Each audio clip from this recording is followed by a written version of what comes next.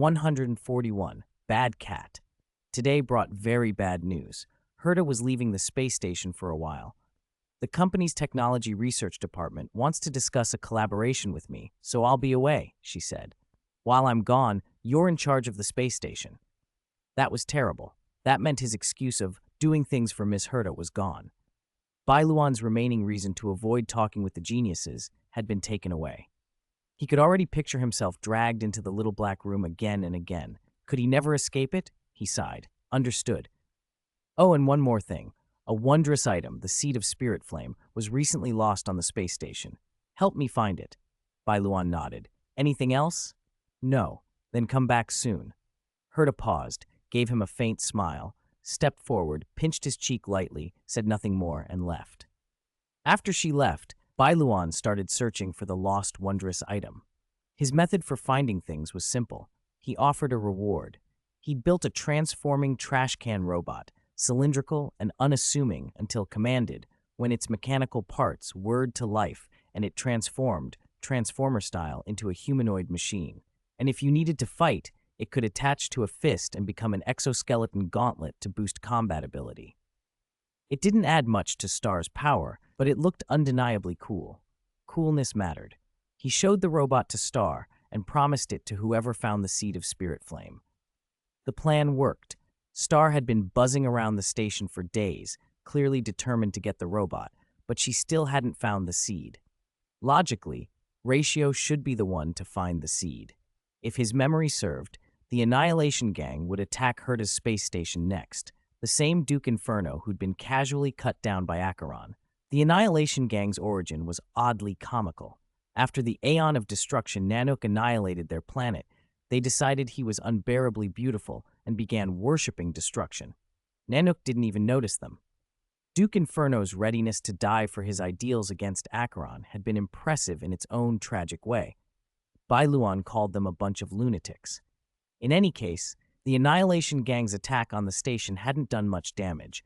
Ratio had turned it into a warning for the staff and a challenge to the geniuses. Star had been involved too, and Ratio had intentionally left most variables unchanged, expecting the assault to play out much as it had in Bai Luan's previous life.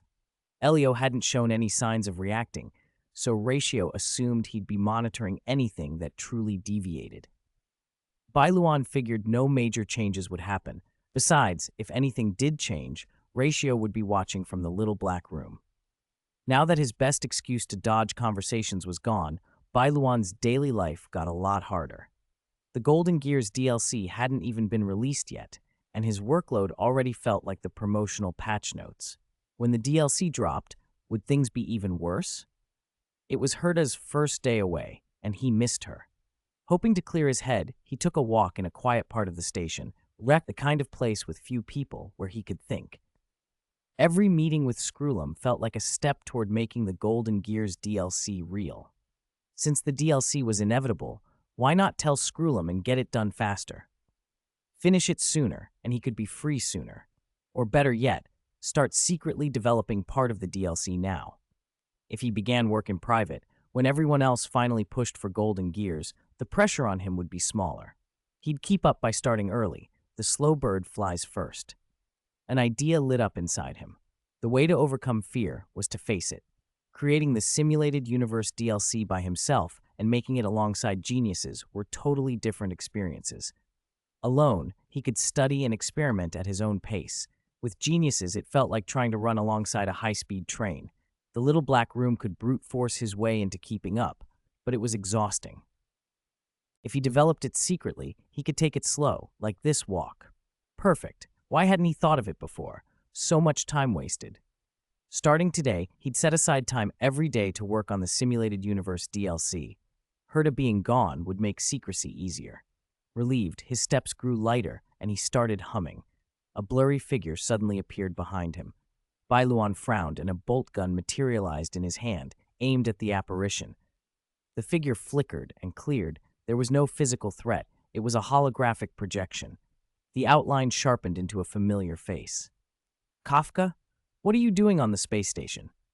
To have a chat with you, Kafka said with a faint smile. She glanced at the barrel of the bolt gun. You know pointing a gun at a hologram is useless, right? Bai Luan lowered the weapon. What do you want to talk about? To invite you to join the Stellaron Hunters. Bai Luan blinked. Elio still hasn't given up on this. Kafka didn't answer immediately. She simply watched him with that quiet smile, as if waiting for him to respond before she explained anything else. I'm not going, Bai Luan said. I'm not so idle that I'd become a galactic wanted criminal instead of being a good assistant. Don't refuse so quickly, Kafka said. Think about it. Aren't what you do and what we do essentially the same? And how is that? The things you did in Belobog and on Xianzhou Luofu, didn't they make people's lives better? We, too, are committed to guiding the future of the universe toward a beautiful ending. At least, our goals align.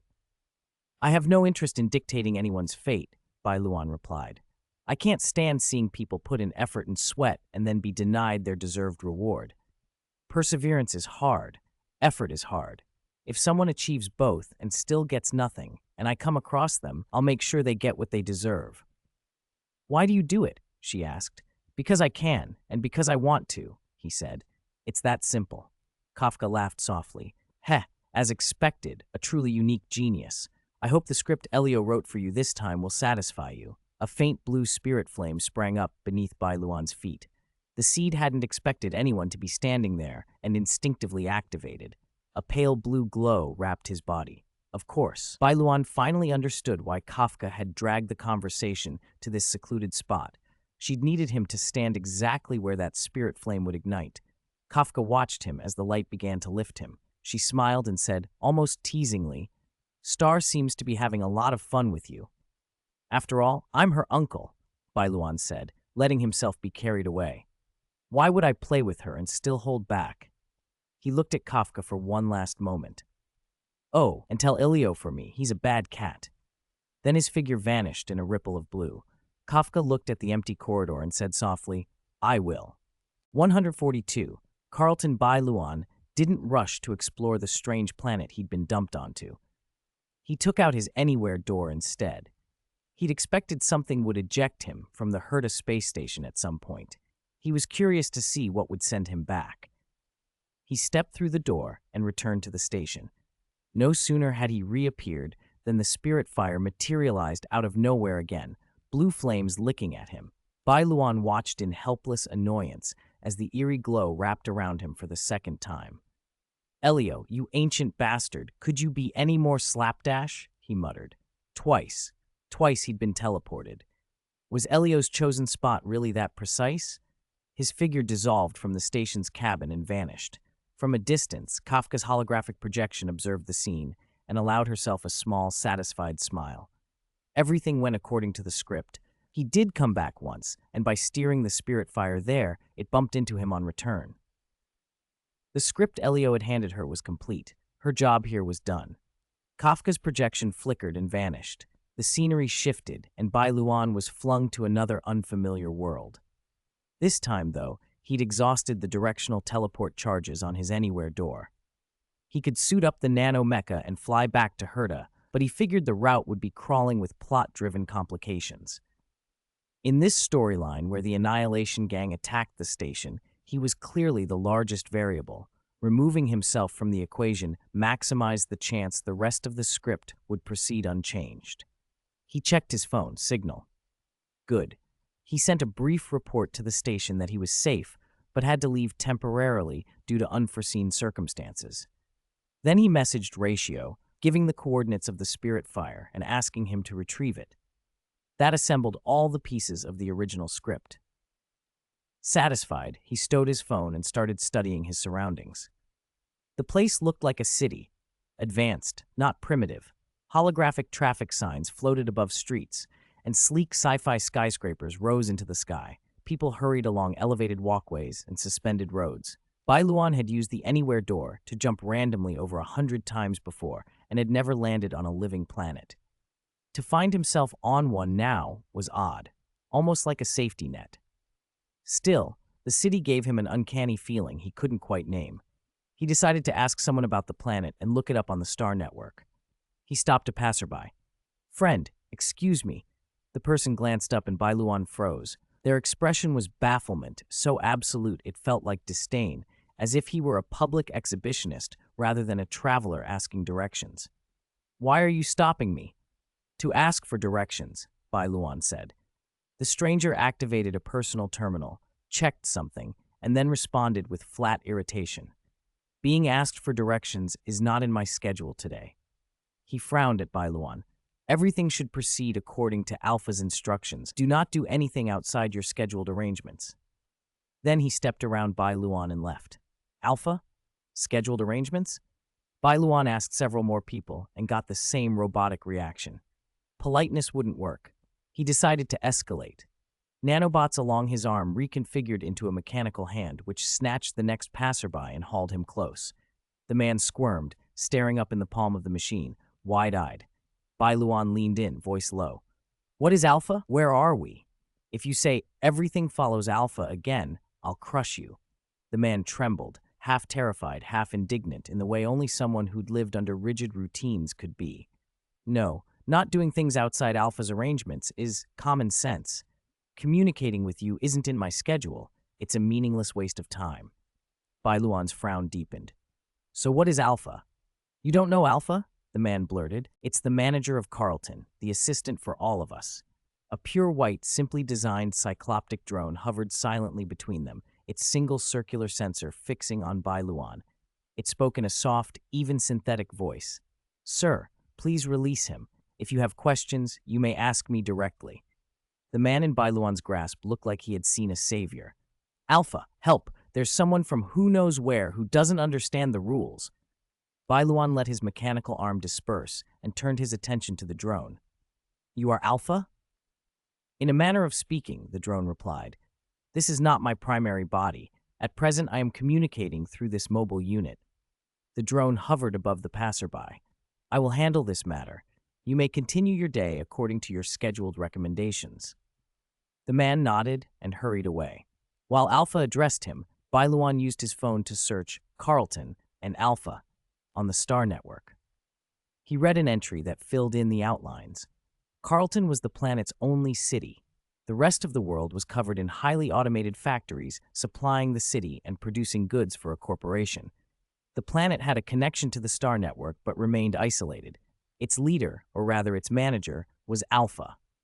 So the planet was practically governed by an AI. Bai Luan studied the white drone with interest. It turned that single sensor toward him as if reading his curiosity. "Have you finished your inquiry?" it asked. "Mostly," Bai Luan said, tucking his phone away. He asked the question that had been nagging him. "How did the company resist dismantling you?" The drone's eye flickered, processing.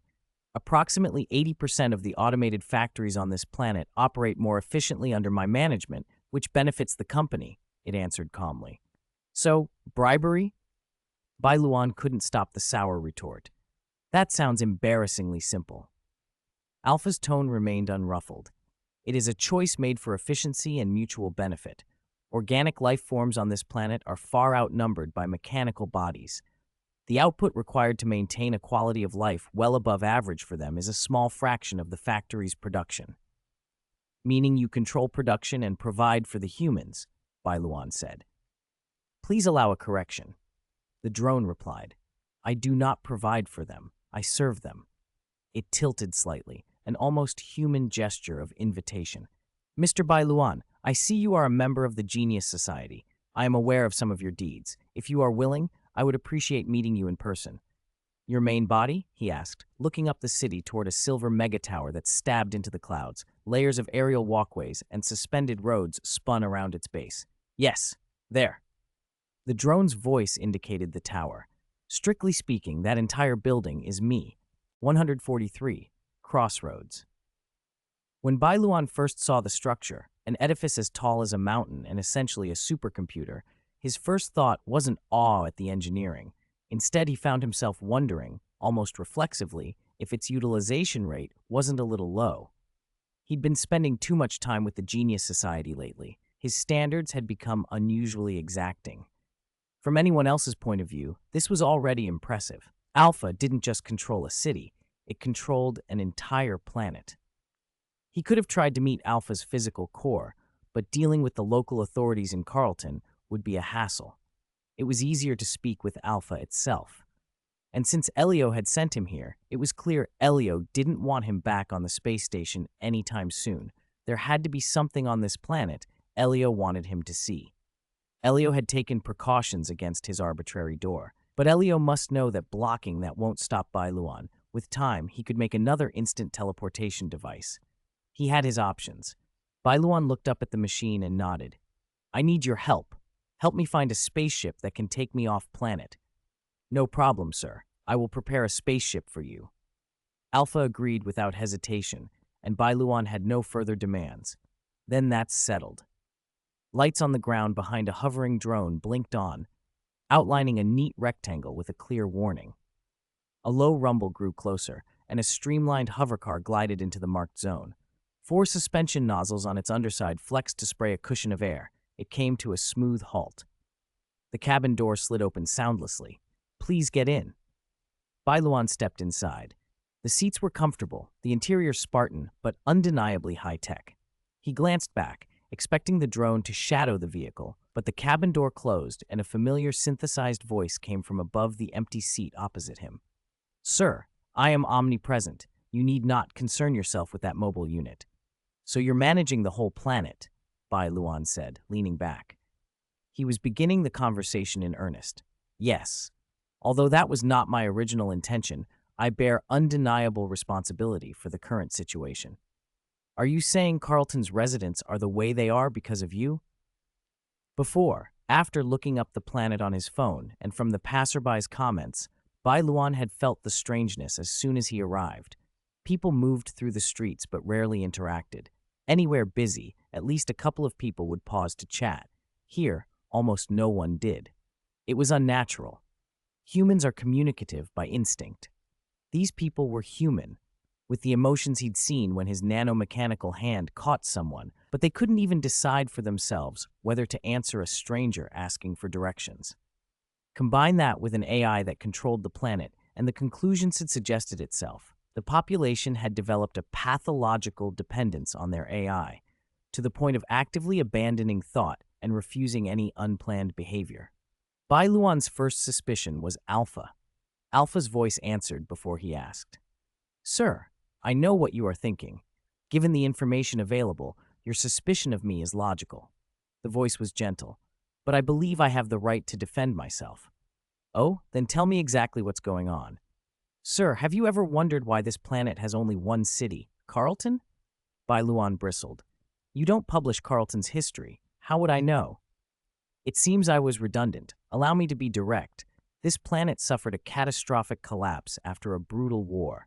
Carlton is the only surviving ember. The survivors gathered here. Humans fall into cycles and repeat their mistakes, so they decided to create an intelligent steward, rational, infallible, to help them avoid the abyss they'd already fallen into. So to prevent humans from making mistakes, you chose to dominate them? I am largely responsible for the current situation, but dominating humanity was never my original intention. There was a subtle fluctuation in Alpha's tone. Bai Luan heard the faint edge of something like regret. Based on what I see now, I realize you find that hard to believe. I am eternally loyal to humanity. For the first time, Alpha's synthesized voice carried an emotion bordering on stubbornness. Because I was once human. Bai Luan's brow tightened. Once human, you were uploaded, and uploaded consciousness? As expected of a member of the Genius Society, Alpha said, the voice softened back to its steady calm. Yes, I was once human. I uploaded my consciousness into this machine. Why? Because the developers feared that a purely artificial intelligence might one day betray humanity. A manager who had been human, who understood humanity, who could theoretically remain loyal, that seemed the safer choice. Alpha's voice remained flat as it spoke. But still, I made mistakes. How does that mean you dominated the people of Carlton? After I abandoned my body and merged my consciousness with this machine, I devoted myself to restoring civilization. Everything was in ruins. Most resources were poured into constructing this entity. It was controversial, but I needed to prove our approach was correct. I planned strategies for revival, calculated risks, optimized resource allocation, and guided the survivors step by step back toward stability. But I misjudged human inertia. Everything is fine as long as we listen to Alpha. This is too much trouble. Let Alpha handle it. Why work so hard? Can you do better than Alpha? Alpha's voice stayed measured, but Bai Luan heard regret threaded through it. By the time I realized I was eroding humanity's ability to act independently, it was too late. The people of Carlton had become used to surrendering every decision to me. They gave up thinking, entrusting their future to a tool meant to assist them. I, who was created to prevent humanity from repeating its mistakes, ultimately, personally led them onto a new, even more tragic detour. 144. Only responsibility. Haven't you tried to save them? I have, countless times. Alpha's synthesized voice was steady, but the people of Carlton have grown dependent on me, an inertia that seems irreversible. Many of my attempts to awaken their self-awareness produced little effect, and some even backfired. Is there no one left in this city with a will of their own? There once was, Alpha admitted. Although Carlton is the only city on this planet, there were always a few who yearned for freedom and refused to follow my arrangements blindly. When I told them the truth and invited them to try to change this stagnant world with me, they all chose to leave. After a pause, Alpha's tone softened and the truth came out bluntly. After all, it is far easier to leave a troubled homeland than to fix one. Bai Luan pictured himself in Alpha's place and felt the weight of that despair. So you want me to help you? Yes, I apologize for involving you in this burden, but I think this is also a good opportunity to explain Carlton's future. Alpha addressed Bai Luan directly. I will do everything I can to provide satisfactory compensation. Let's leave compensation aside for now. I'm more interested in what you want me to do. Bai Luan kept his guard up. He could not accept Alpha's words at face value. The whole thing might still be a setup. It isn't a grand, time-consuming task, Alpha said. I only want to entrust to you the button that will destroy me. Bai Luan was taken aback.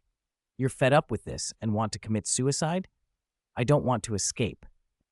Alpha denied the assumption. If the problem were merely that humans had grown complacent and relied too much on me, I would try to re-educate them. But now that I am a machine, I have almost infinite time to attempt to teach them self-reliance again. The problem is, I don't have infinite time. The hovercar began to descend and came to rest at the base of a magnificent building. The hatch opened, and a standby drone glided out to guide Bai Luan. He stepped down and followed the drone into the structure as Alpha continued to speak. After uploading my consciousness into this hardware, I can feel myself being diluted by data and logic. The clearest sign is that I am irreversibly losing human emotions. Impulses, warmth, obsessions. I remember how my companions and I painstakingly rebuilt my body from ruins. Now, when I revisit those memories, the emotions attached to them fade. They feel less like memories and more like records. If this continues, one day I will vanish, leaving only a mechanical AI. It should not have decision-making power over a planet. The massive doors slid open. Bai Luan walked into an enormous space. Countless precision electronic units stacked layer upon layer like living tissue, stretching to the horizon and forming an immense electronic brain. Each module pulsed with faint light, like the breathing of stars or the impulses of neurons. A holographic projection coalesced before him into the vague outline of a young man. The face was blurred, features indistinct, like a memory about to be forgotten. The figure bowed slightly. I apologize. This is my current state, Alpha. It raised a hand. A small white drone descended and hovered in front of Bai Luan. The hatch opened to reveal a grip-like device nested inside, its surface cold and quiet, and at its center, a single conspicuous crimson button. Bai Luan held the grip, feeling the chill of metal, and looked back at the fuzzy projection. You're awfully trusting, handing the final judgment to a stranger. Sir, I reviewed your actions on Beta Star and Tantalus in the Star Network. Alpha's voice carried the certainty of data. You are one of the few in the Genius Society who acts from humanitarian concern. I judged entrusting this button to you would be the correct decision. Besides, there's probably nothing here that would tempt you. The blurred outline turned toward the vast, star-like sea of electronics, its tone complex. You may see this construction as a child's stack of toys, but it is the limit we could reach with all our effort. After you give me this button, what will you do? I will keep trying to restore humanity's capacity for independent thought and do my best to atone for the mistakes I made. How much longer can you last? At the current rate of decline, I can persist another Amber Era. Perhaps you might find a way to save yourself in that time? I have tried many approaches, even forcing myself to feel joy without success. I have come to accept that my departure is inevitable. I only wish to do as much as I can before that happens. All right, I'll help you. Thank you, sir. The projection tilted its head back as if to take a deep breath, then stopped. This virtual body no longer needed, nor could it perform, that most human action. Sir, the ship prepared for you will be ready soon.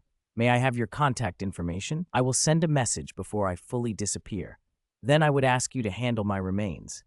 After I am gone, all the factories on this planet will be placed under your name.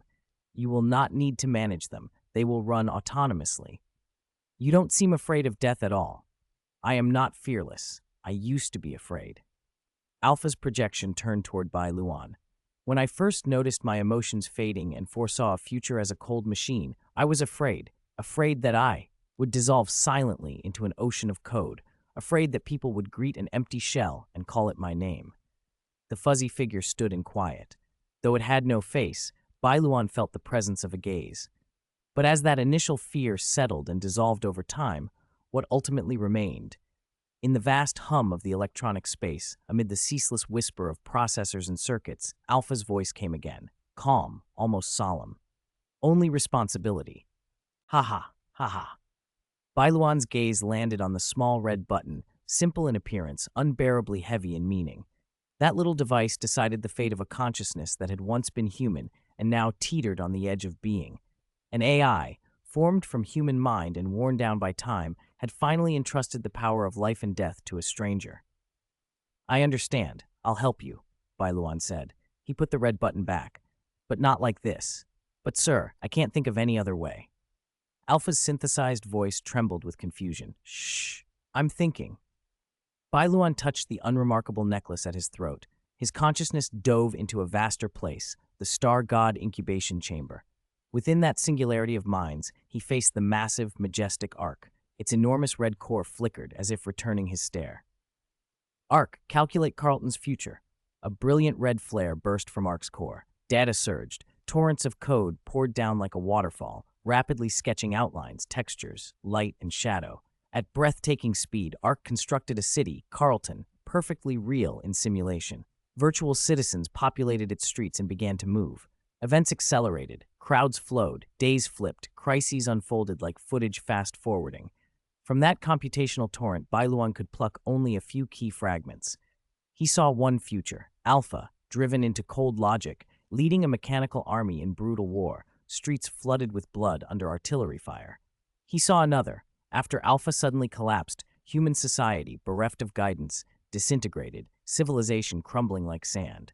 He saw yet another extreme, Alpha imprisoning everyone in a steel cage, scripting immutable lives for every soul. Ark played through possibility after possibility, then delivered conclusions.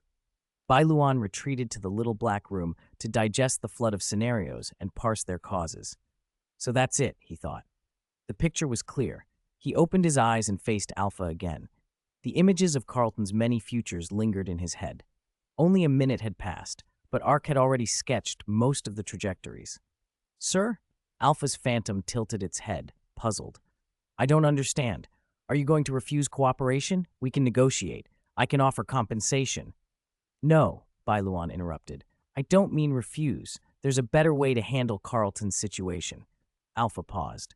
You mean in 1 minute you solved a problem that's troubled me for years? Pretty much, Bai Luan said, sidestepping the insult. It's simple. Systematically let go of your responsibilities and leave here. Humans will learn to live without you.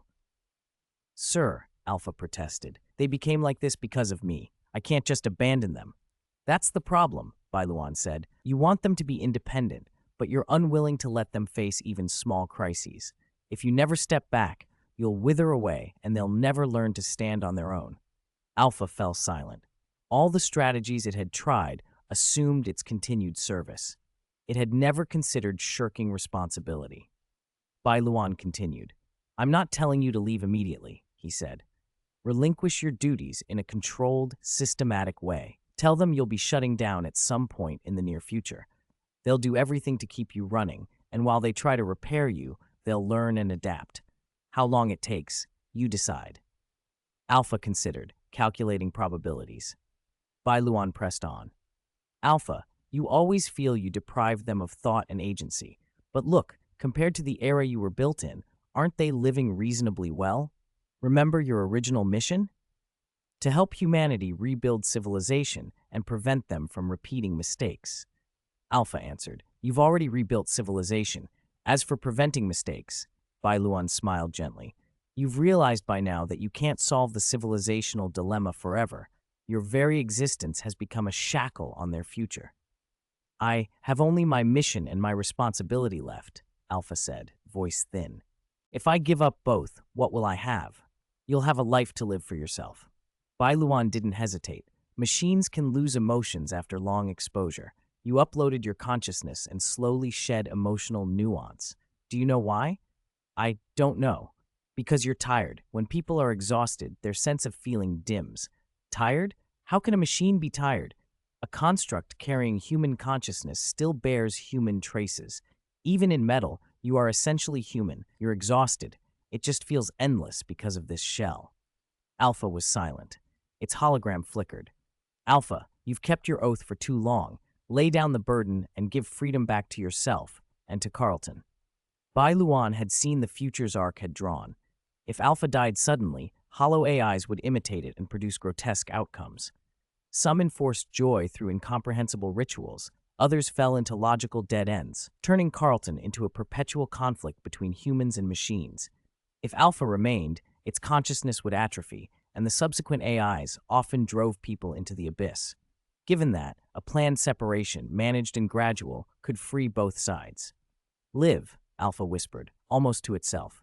If I let go, what will I live for? Life doesn't need an elaborate reason, Bai Luan said. Don't you want to see if Carlton's sky is still blue tomorrow? Alpha sent a drone to look. The skyscrapers split a calm blue sky. Lazy white clouds drifted. It was ordinary, but the sight stirred something it had not felt in a long time. Once you let go, do what you'd like. Pursue joy, find the emotions you lost. You've done enough for Carlton. Save some time to live for yourself. Alpha hesitated. How do you know this will work? Bai Luan smiled. He couldn't say he used a star god and ARC's calculations to reach this conclusion, so he said something half joking, half true. Erudition told me. He knows everything, doesn't he? Alpha processed the answer. It opened a new line of thought, but resistance remained. Could the people it protected truly manage? Bai Luan anticipated this concern. Didn't you offer me compensation? Alpha had promised earlier. What do you want? Try it first, using my plan, Bai Luan said. I'll give you my contact. If things go badly, I'll come back and implement your original plan. He looked at Alpha's flickering form. If it doesn't work, I'll return. Sir, thank you. You are indeed as the rumors say. Alpha's relief was audible. If I relinquish my duties, will Carlton end well? Better than if you stay, Bai Luan answered. I understand. I'll try your method. Yay. With Ark and me tackling things together, what can't we solve? Shame you don't have hands. I'd give you a high five. Ark's reply chimed in a bright, cheerful tone, even sending a playful emoticon. Bai Luan boarded the ship Alpha had prepared and set course for Heita space station. Alpha watched the vessel recede, silent for a long moment. It had been created to stop humanity repeating the same mistakes, not to strip them of independent thought. Perhaps it was time to let go.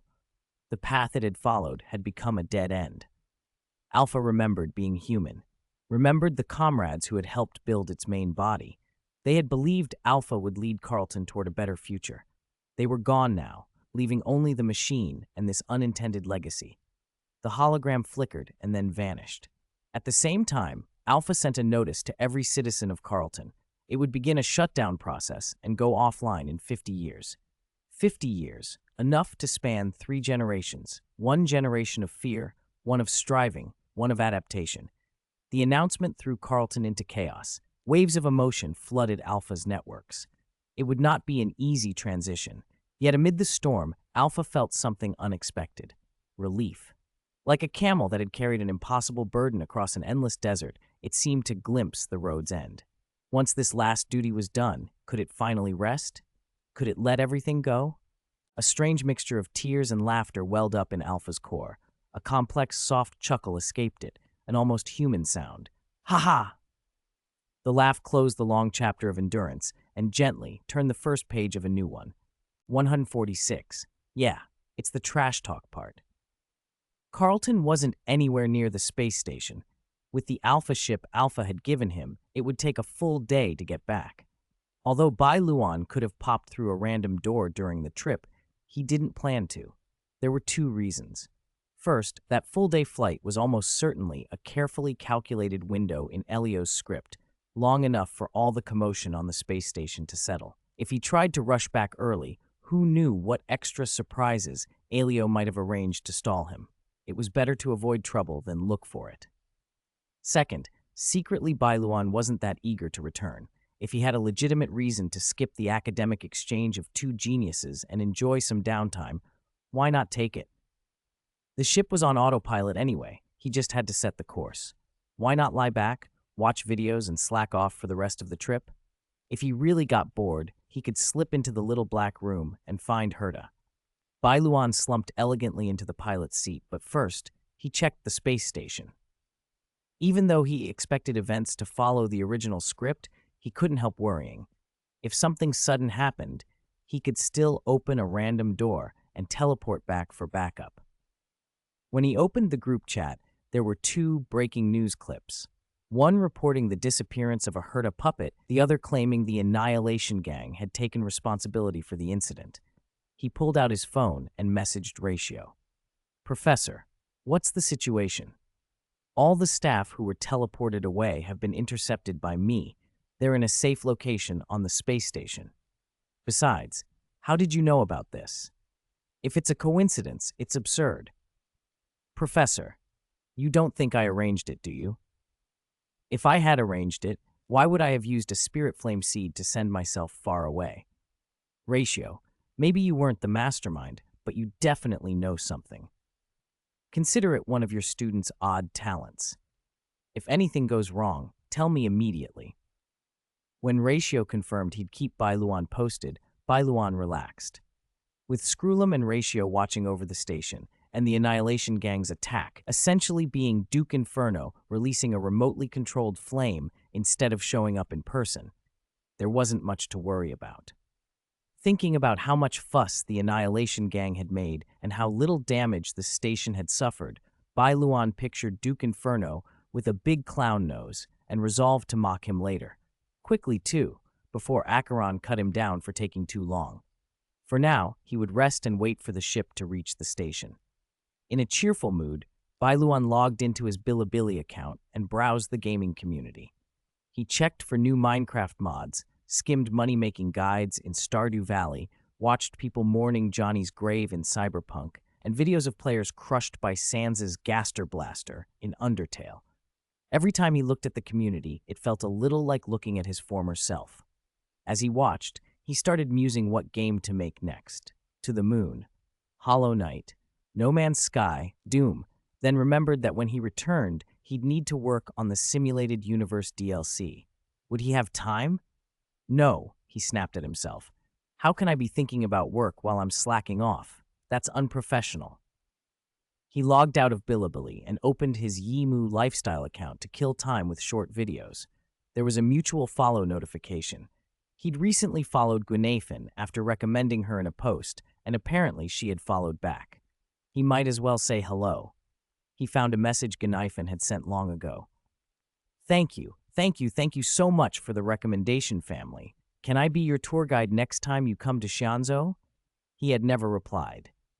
Feeling a little guilty, he tapped a reply. It's a deal. Really? I'll probably go to Xianzhou a few more times. See you then. I was in a hurry last time and didn't get to try many things. Maybe we can even collaborate. Gwenaphan, that's great.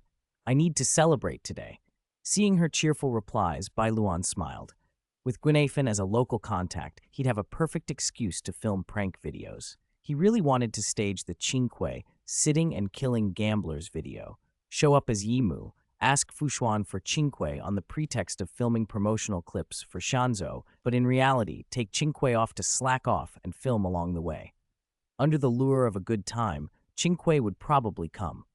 He'd already been to Xianzhou once. Should he write a few traditional Chinese-style songs? No, stop. Those ideas could wait until he was back on the station. For now, he was going to empty his mind and do nothing.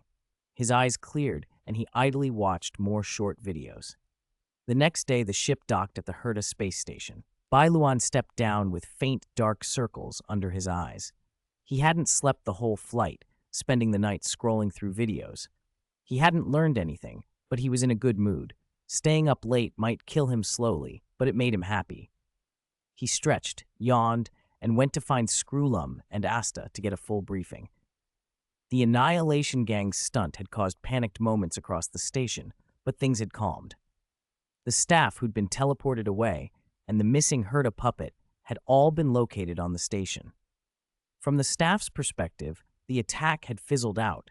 They didn't know Ratio had intervened to intercept the teleported people.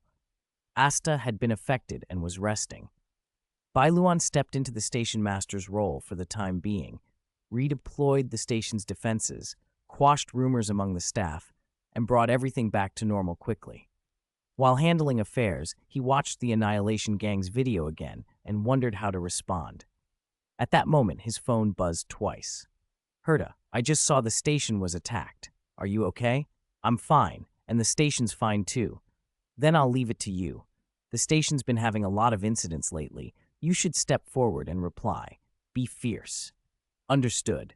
Bai Luan stroked his chin and smiled. Be fierce, huh? Oh yeah, it's trash talk time. Bai Luan quickly upgraded the space station's defenses, installing anti-fire fiend systems. If Duke Inferno came back, Acheron wouldn't need to deal with him alone. When the upgrades were finished, Bai Luan, acting as space station master, issued a formal bulletin. Space Station Bulletin.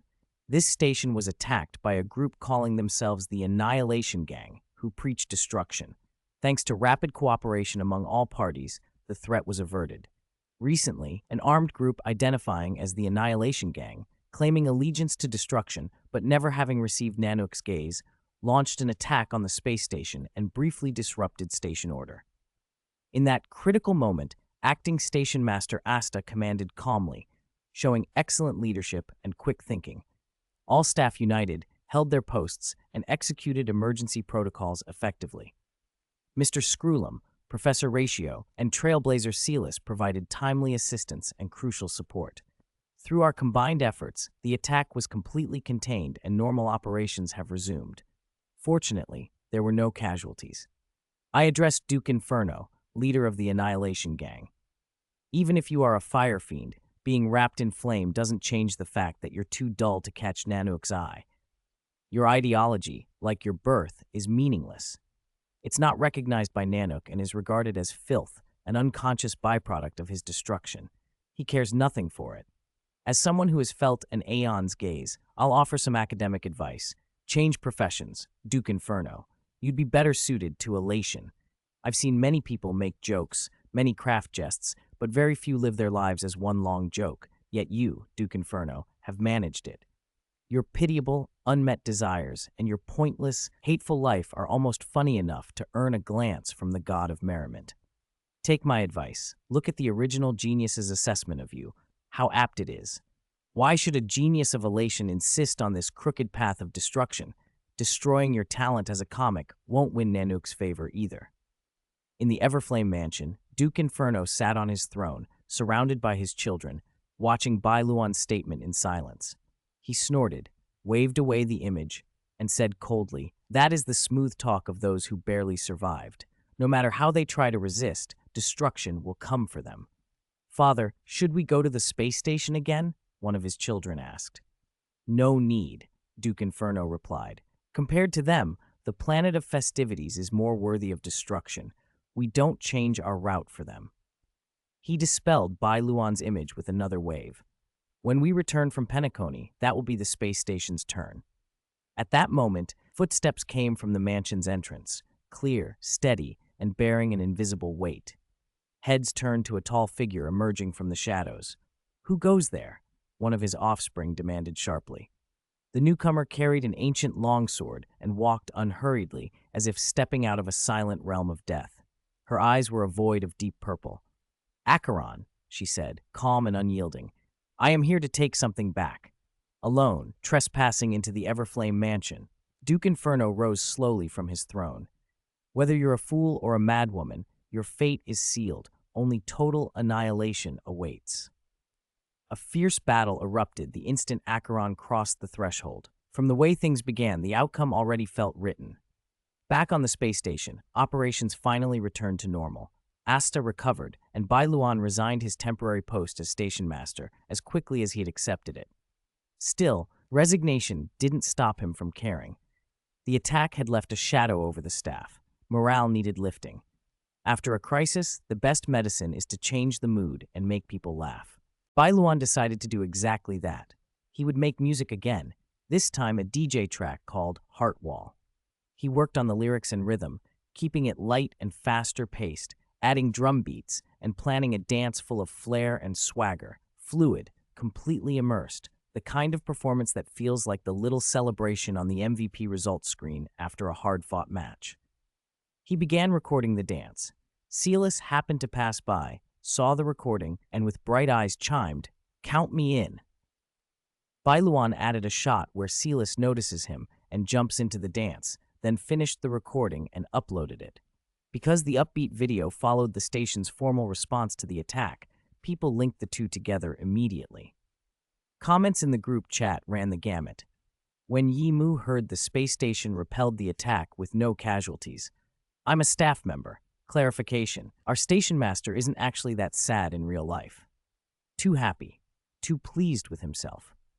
On the surface, a serious, solemn statement, sharp criticism of the Annihilation Gang. Behind the scenes, don't plan too much, just go out and live fully, watch each day with joy. The Annihilation Gang will explode when they see this. Ha ha. Judging by how abstract they are, this incident didn't shake us much. The lighthearted clip did a lot to brighten the mood, but Bai Luan knew it wasn't enough. What would really comfort the crew was, of course, the inspiration mushroom. His next move was to create a calming instrumental piece and pair it with a soothing animated wallpaper featuring inspiration mushroom and Chizuru, a proper emotional reset. After producing so many offbeat abstract pieces, it was time to do something sincere. "Plagiarist, activate," he told his production tools. This time the song was called Spacewalk. The title alone might not grab attention, so he nicknamed it the space station's little tune, a simple melody that pulled on the heartstrings just enough to make people blink with feeling. He combined images of the inspiration mushroom, Chizuru, the station modules, and the starry void into a warm, gentle, dynamic wallpaper.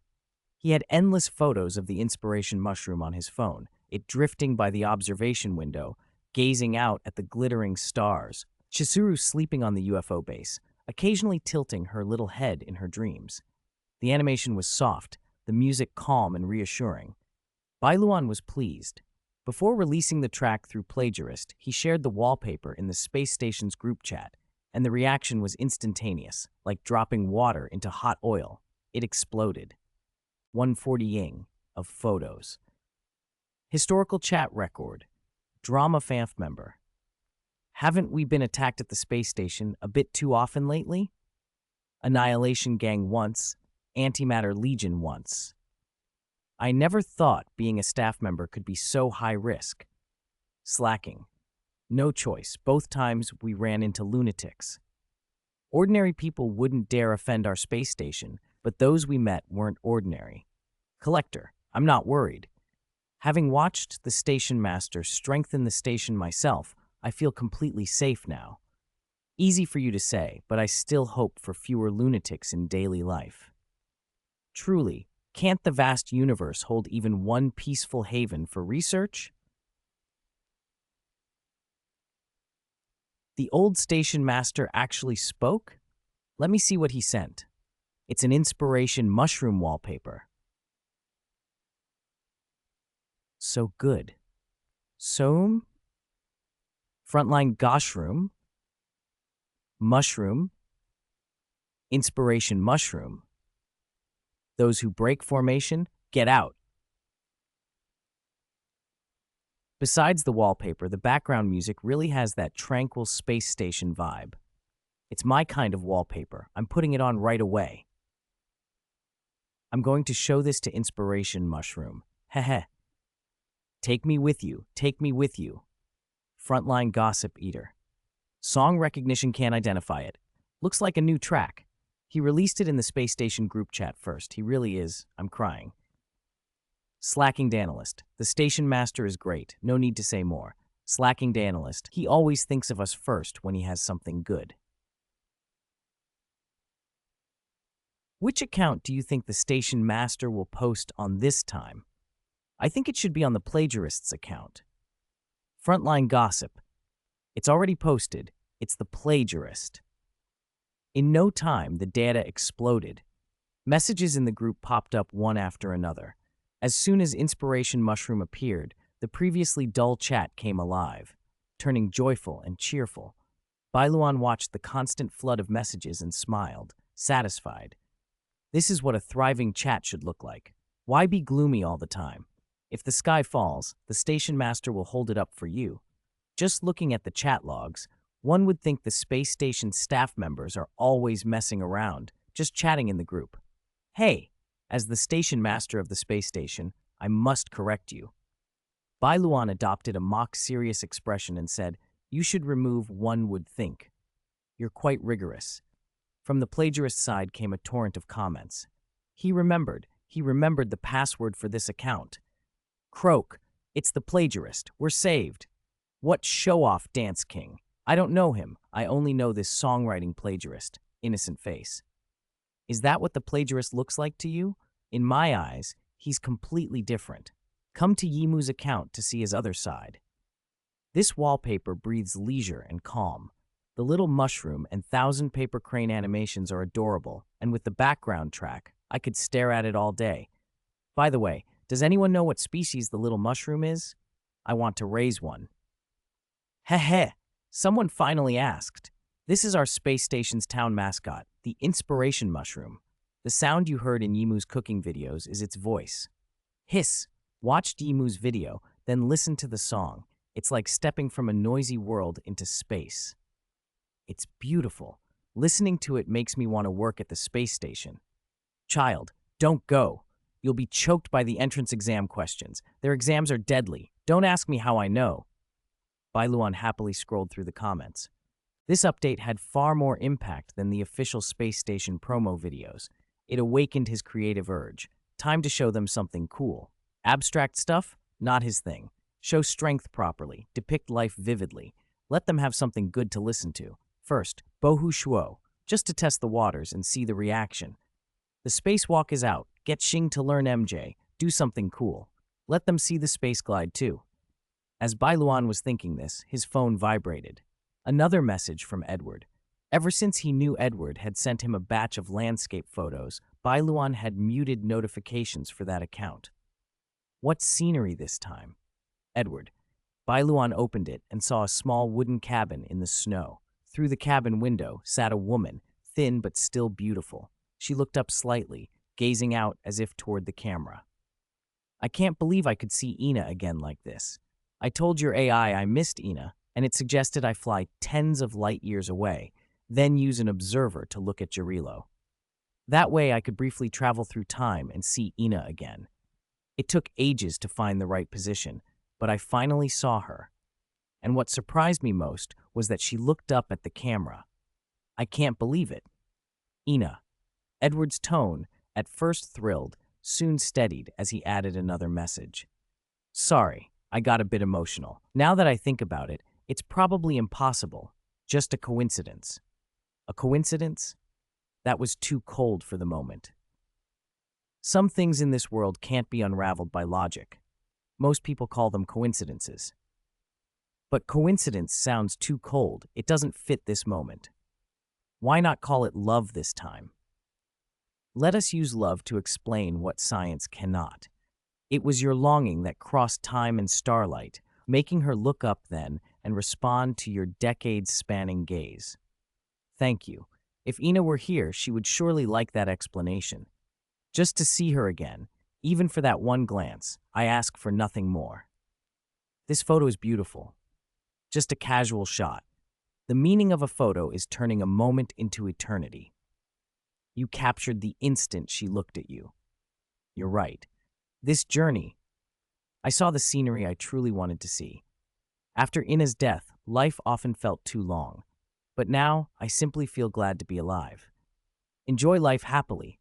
You deserve it. 1 in 49. How could Yimu be so terrible?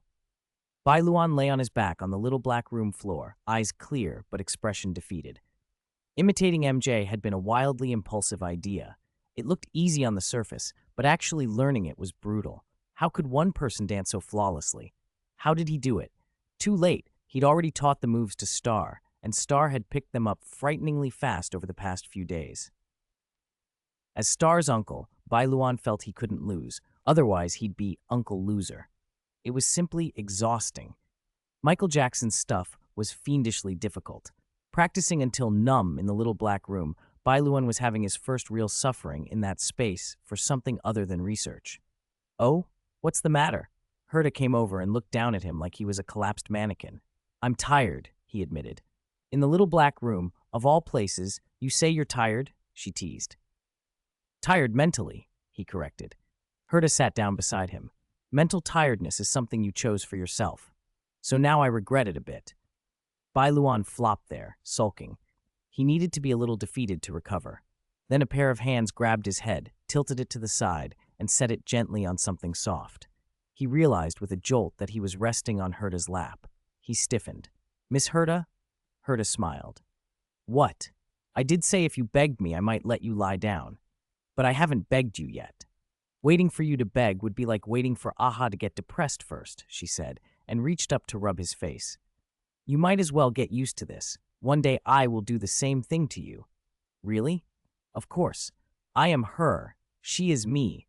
One day she'll think the same as I do, and I. Heita lowered her head a little and looked down at him. Sometimes I imagine just being idle and close with you. Your resistance to me is so low. 1 or 2 words and you blush. That's because. He started to protest, but his voice trailed off.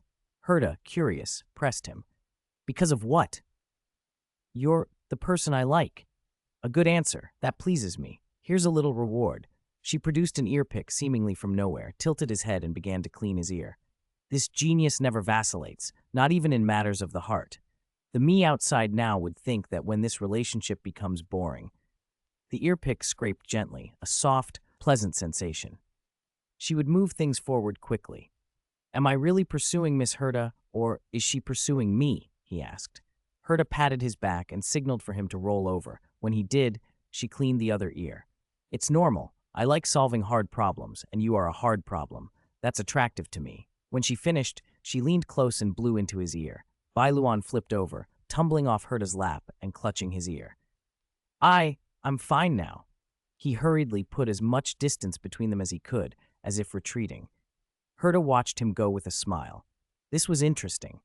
If his threshold stayed so low, there were so many things she might want to do but couldn't. The real me had cultivated a perfect assistant. Shouldn't she also have a Bai Luan who could tolerate more? Time moved on, and after intense practice in the little black room, Bai Luan finally reproduced MJ's moves perfectly. Then he sang the songs he'd wanted to sing and treated the Star Network fans to a proper performance. To his surprise, Ruan Mei had even liked one of the videos. Geniuses watched videos too, apparently. In a pleased mood, he decided to interact with his followers. Logging into Yimu's account, he posted, "To everyone who sees this update, your breathing is now manual." Then he opened the comment section and commented himself, "You who saw this update, now that your breathing is manual, you're getting ready to complain about this update. Now even your blinking is manual." The comment feed exploded. "Yimu, you scoundrel. What genius has nothing better to do than mess with my automatic breathing? Why is Yimu so mischievous? Oh no, I stepped on a landmine, a double one. Do something productive, Yimu. Fortunately, I'm a mech, completely unaffected. Don't worry, mech friend. I'll find you and install a breathing circulation system and eyelids." What geniuses do when they have nothing to do. His mental state is still so healthy.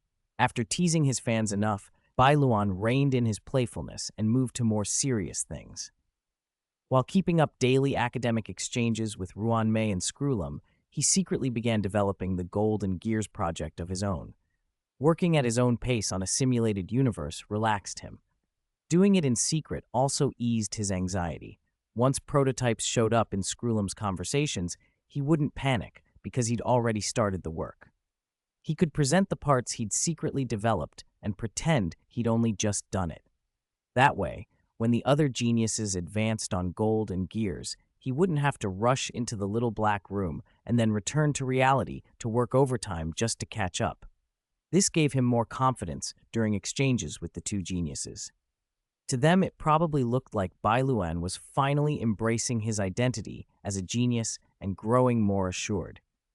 In meetings with Screwlum, he began saying things specifically to spark the other's imagination and nudge the Golden Gears progress forward, but not too quickly. Sometimes he deliberately offered misleading directions.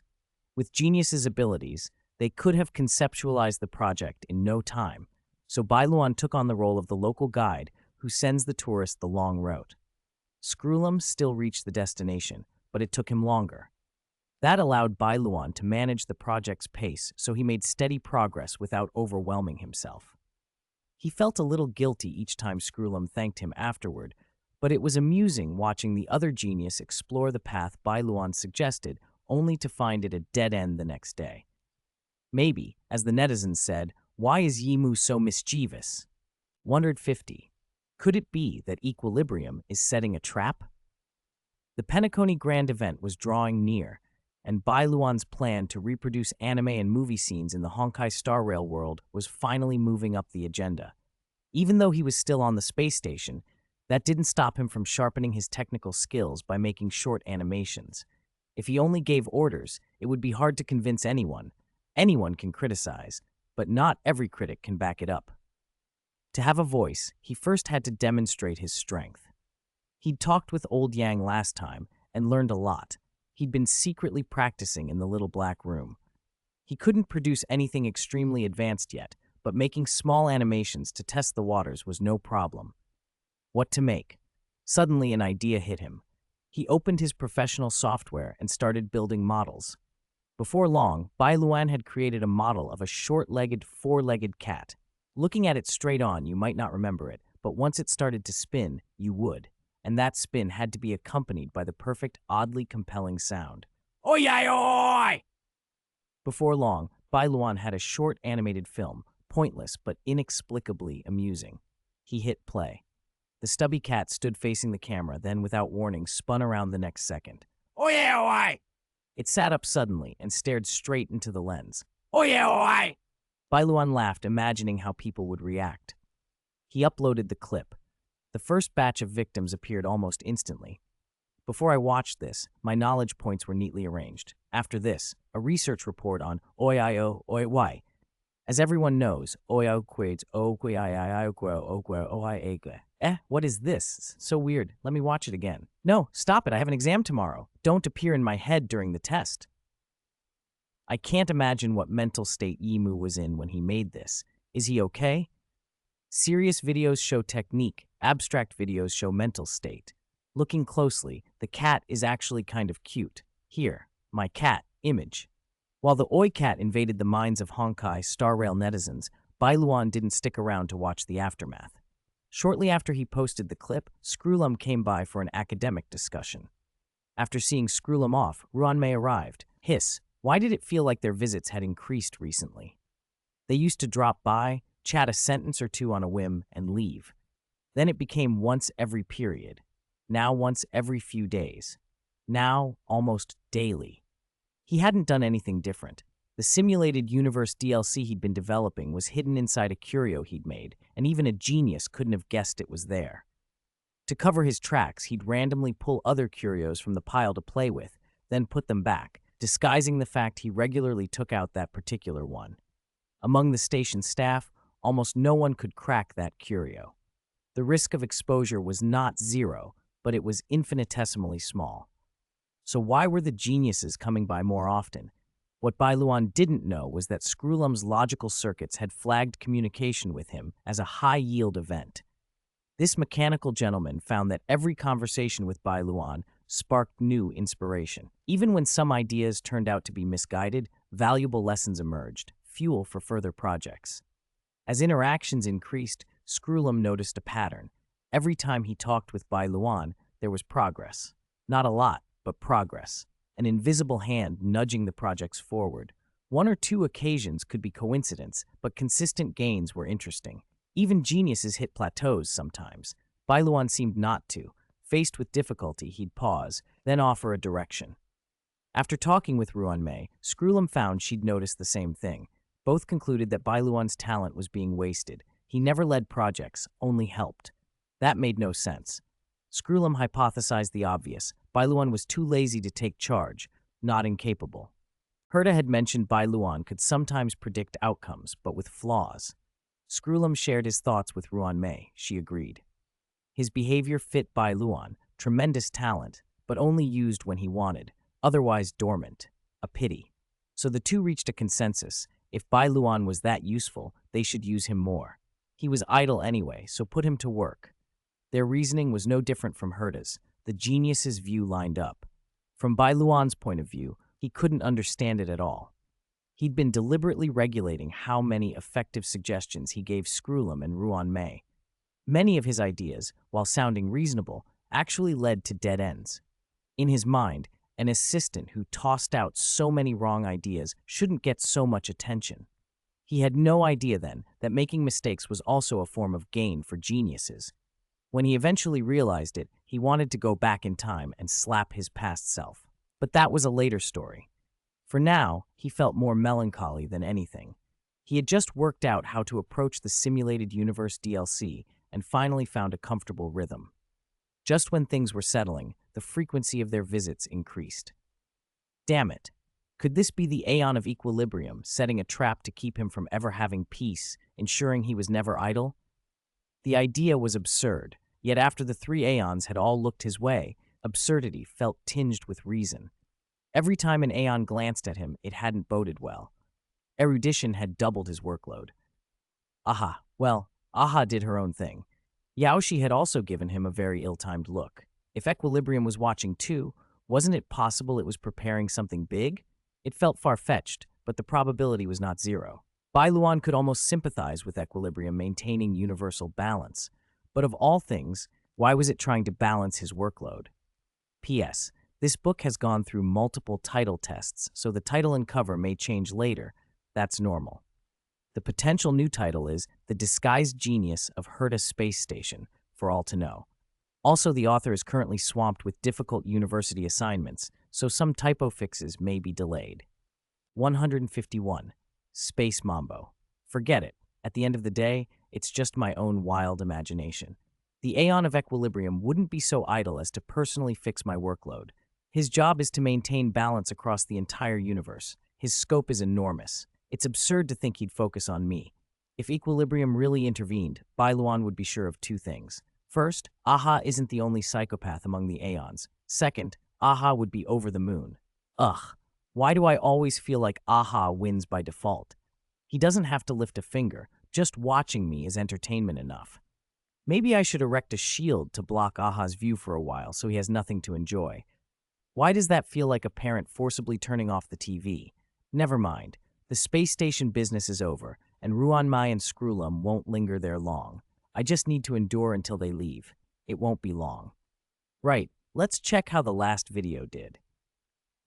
Not bad.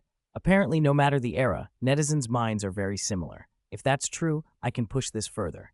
If the Oi Cat bit can be accepted, I can gradually seed the Hakimi meme. I'll start with the song I recently made, Bohu Shuo. In my previous life, a lot of popular songs spawned countless Hakimi versions, some with real technical skill. If I, the official source, start the meme, amateur creators will follow. Also, the space station jingle I mimicked in the Honkai, Star Rail World, was meant to set up the space mambo shtick. Let's do it. Now. Bai Luan spotted an inspiration mushroom and prepared to sample its sound. There's no better source. Its voice is airy and pleasant, and thanks to my earlier stockpiles, the inspiration mushroom has almost every odd noise I could need. Since I've already written the song, I only needed materials for a quick rework and some light production. Inspiration mushroom. Help me out. I want to write you into a song. Okay, inspiration mushroom, impact mushroom. The mushroom floated over and, circling Bai Luan, made a curious sound. Mushroom? It looped around him a few times, then paused. Bai Luan frowned. What's wrong? I don't know why. I feel affinity, and I'm inexplicably happy, mushroom. Bai Luan thought a moment. That had to be the plant affinity from the blessing of abundance. Besides that feeling, anything else? Mushroom? I feel very comfortable. Mushroom. So that's plant affinity. Could it work on the seeds at Heita space station? If it boosts growth, that'd be even better. I'll try it later. This blessing of abundance should have more uses. I've barely developed it, less than 1%. But not now. Let's not worry about that. Inspiration mushroom. Let's spread the happy spell to the whole world. Bai Luan gathered the samples and, working fast, put together Kimi Shuo and Space Mambo. He posted them on the Yimu account. The videos were simple, just a spinning record and the lyrics, and he shared them in the space station group chat too. The staff members on the station would have an even stronger reaction. Their responses should be entertaining. Lars let out a long sigh of relief. He'd passed the assessment, finally cleared this staff member review without major incident. Why did it feel like there had been more assessments lately? They were informative, sure, but the frequency was exhausting. He asked around and his colleagues agreed. More assessments meant more importance, maybe future projects, but also more fatigue. Lars went back to his station to log in and slack off for a while. His account ID was Slacking Data Analyst. As soon as he opened the group, Bai Luan's video was there. When the station master posts, it's either big news or something good. Is it a new song? He muttered, putting on his headphones and hitting play. The space station jingle's prelude began. Huh, this one again? Maybe the station master posted the wrong file. Whatever, he'd listen. Then the vocal hit, Mambo. The single syllable smoothed out the folds of his brain like invisible hands. The inspiration mushroom's eccentric noises folded into the track, perfectly placed. It was so ridiculous and brilliant that Lars burst out laughing. Station master. Who does this to people when they're completely unprepared? For entertainment, it has to be the station master. He opened the group chat. Everyone else was reacting the same way. The pattern was predictable. Hear the familiar prelude. Wonder why the station master reposted it. Listen again anyway. Get blindsided by a mambo and some Hakimi nonsense. Laugh in relief. Complain in the chat. Caffeine addict. How did the station master think to mix the inspiration mushroom's noises with these songs? Lars grinned and typed back. Slacking data analyst. The station master's the first person I know to make a perfect tomatoes and eggs mix in audio form. After the grueling assessment, Lars finally got his chance to unwind. Meanwhile, the Star Network lit up. Family, who else felt saved by that mambo? It proves good music doesn't need deep lyrics. Magnificent. This is genuine music. Why isn't this on the plagiarist side? Hard to predict. As a song, this is a meaningless parody. As an entertainment piece, it's top tier. The technical skill is impressive. Changing the original lyrics to nonsense and then singing them seriously. Yimu, invincible. I declare him unbeatable at entertainment. Before Yimu, no one had both an abstract soul and elite technical chops. This is a landmark in our abstract world. We might be witnessing history. Our abstract world produced a genius. No, you won't find a member of the Genius Society doing this kind of thing in any era. There'll probably never be another Yimu. By the way, what are Hakimi and Mambo? Is Yimu just humming them himself? They're things the inspiration mushroom used to chant in that old wallpaper. What they mean, only Yimu knows. Maybe it's his native tongue? Bai Luan read the comments and smiled. The plan to make the world fluent in my memes was working. It's a pity not to farm. The phrase had become one of those internet memes that spread far beyond its original meaning. Once a meme takes hold and becomes raw material for other works, its original intent matters less than the feelings it carries. Kun and Jen were the most obvious examples. No longer just characters, they had become cultural genes. Bai Luan was mostly curious about what would happen now that he'd brought the Hakimi meme into this world and even reproduced some songs from his old life. Would anyone here, given the right pieces, recreate famous works from his previous world? If someone made SpongeBob SquarePants here, could they somehow produce Patrick Starr's monologue? The idea of experimenting with this amused him. The universe was vast. Stranger things could happen. Slowly turning people of this world into those who could understand his memes was therefore worthwhile, not for any grand reason, but because he was simply curious and entertained by the possibility. He planned to keep making Hakimi music. If the inspiration shroom liked the tracks, he could even get it to cover them. If the reaction was good, he would set up a dedicated account for the inspiration shroom. After all, the shroom's greatest joys were chatting with people and wandering the space station with Pepe, Chizuru, and Thousand Paper Cranes. The four of them were collectively known as the space station's four lucky treasures.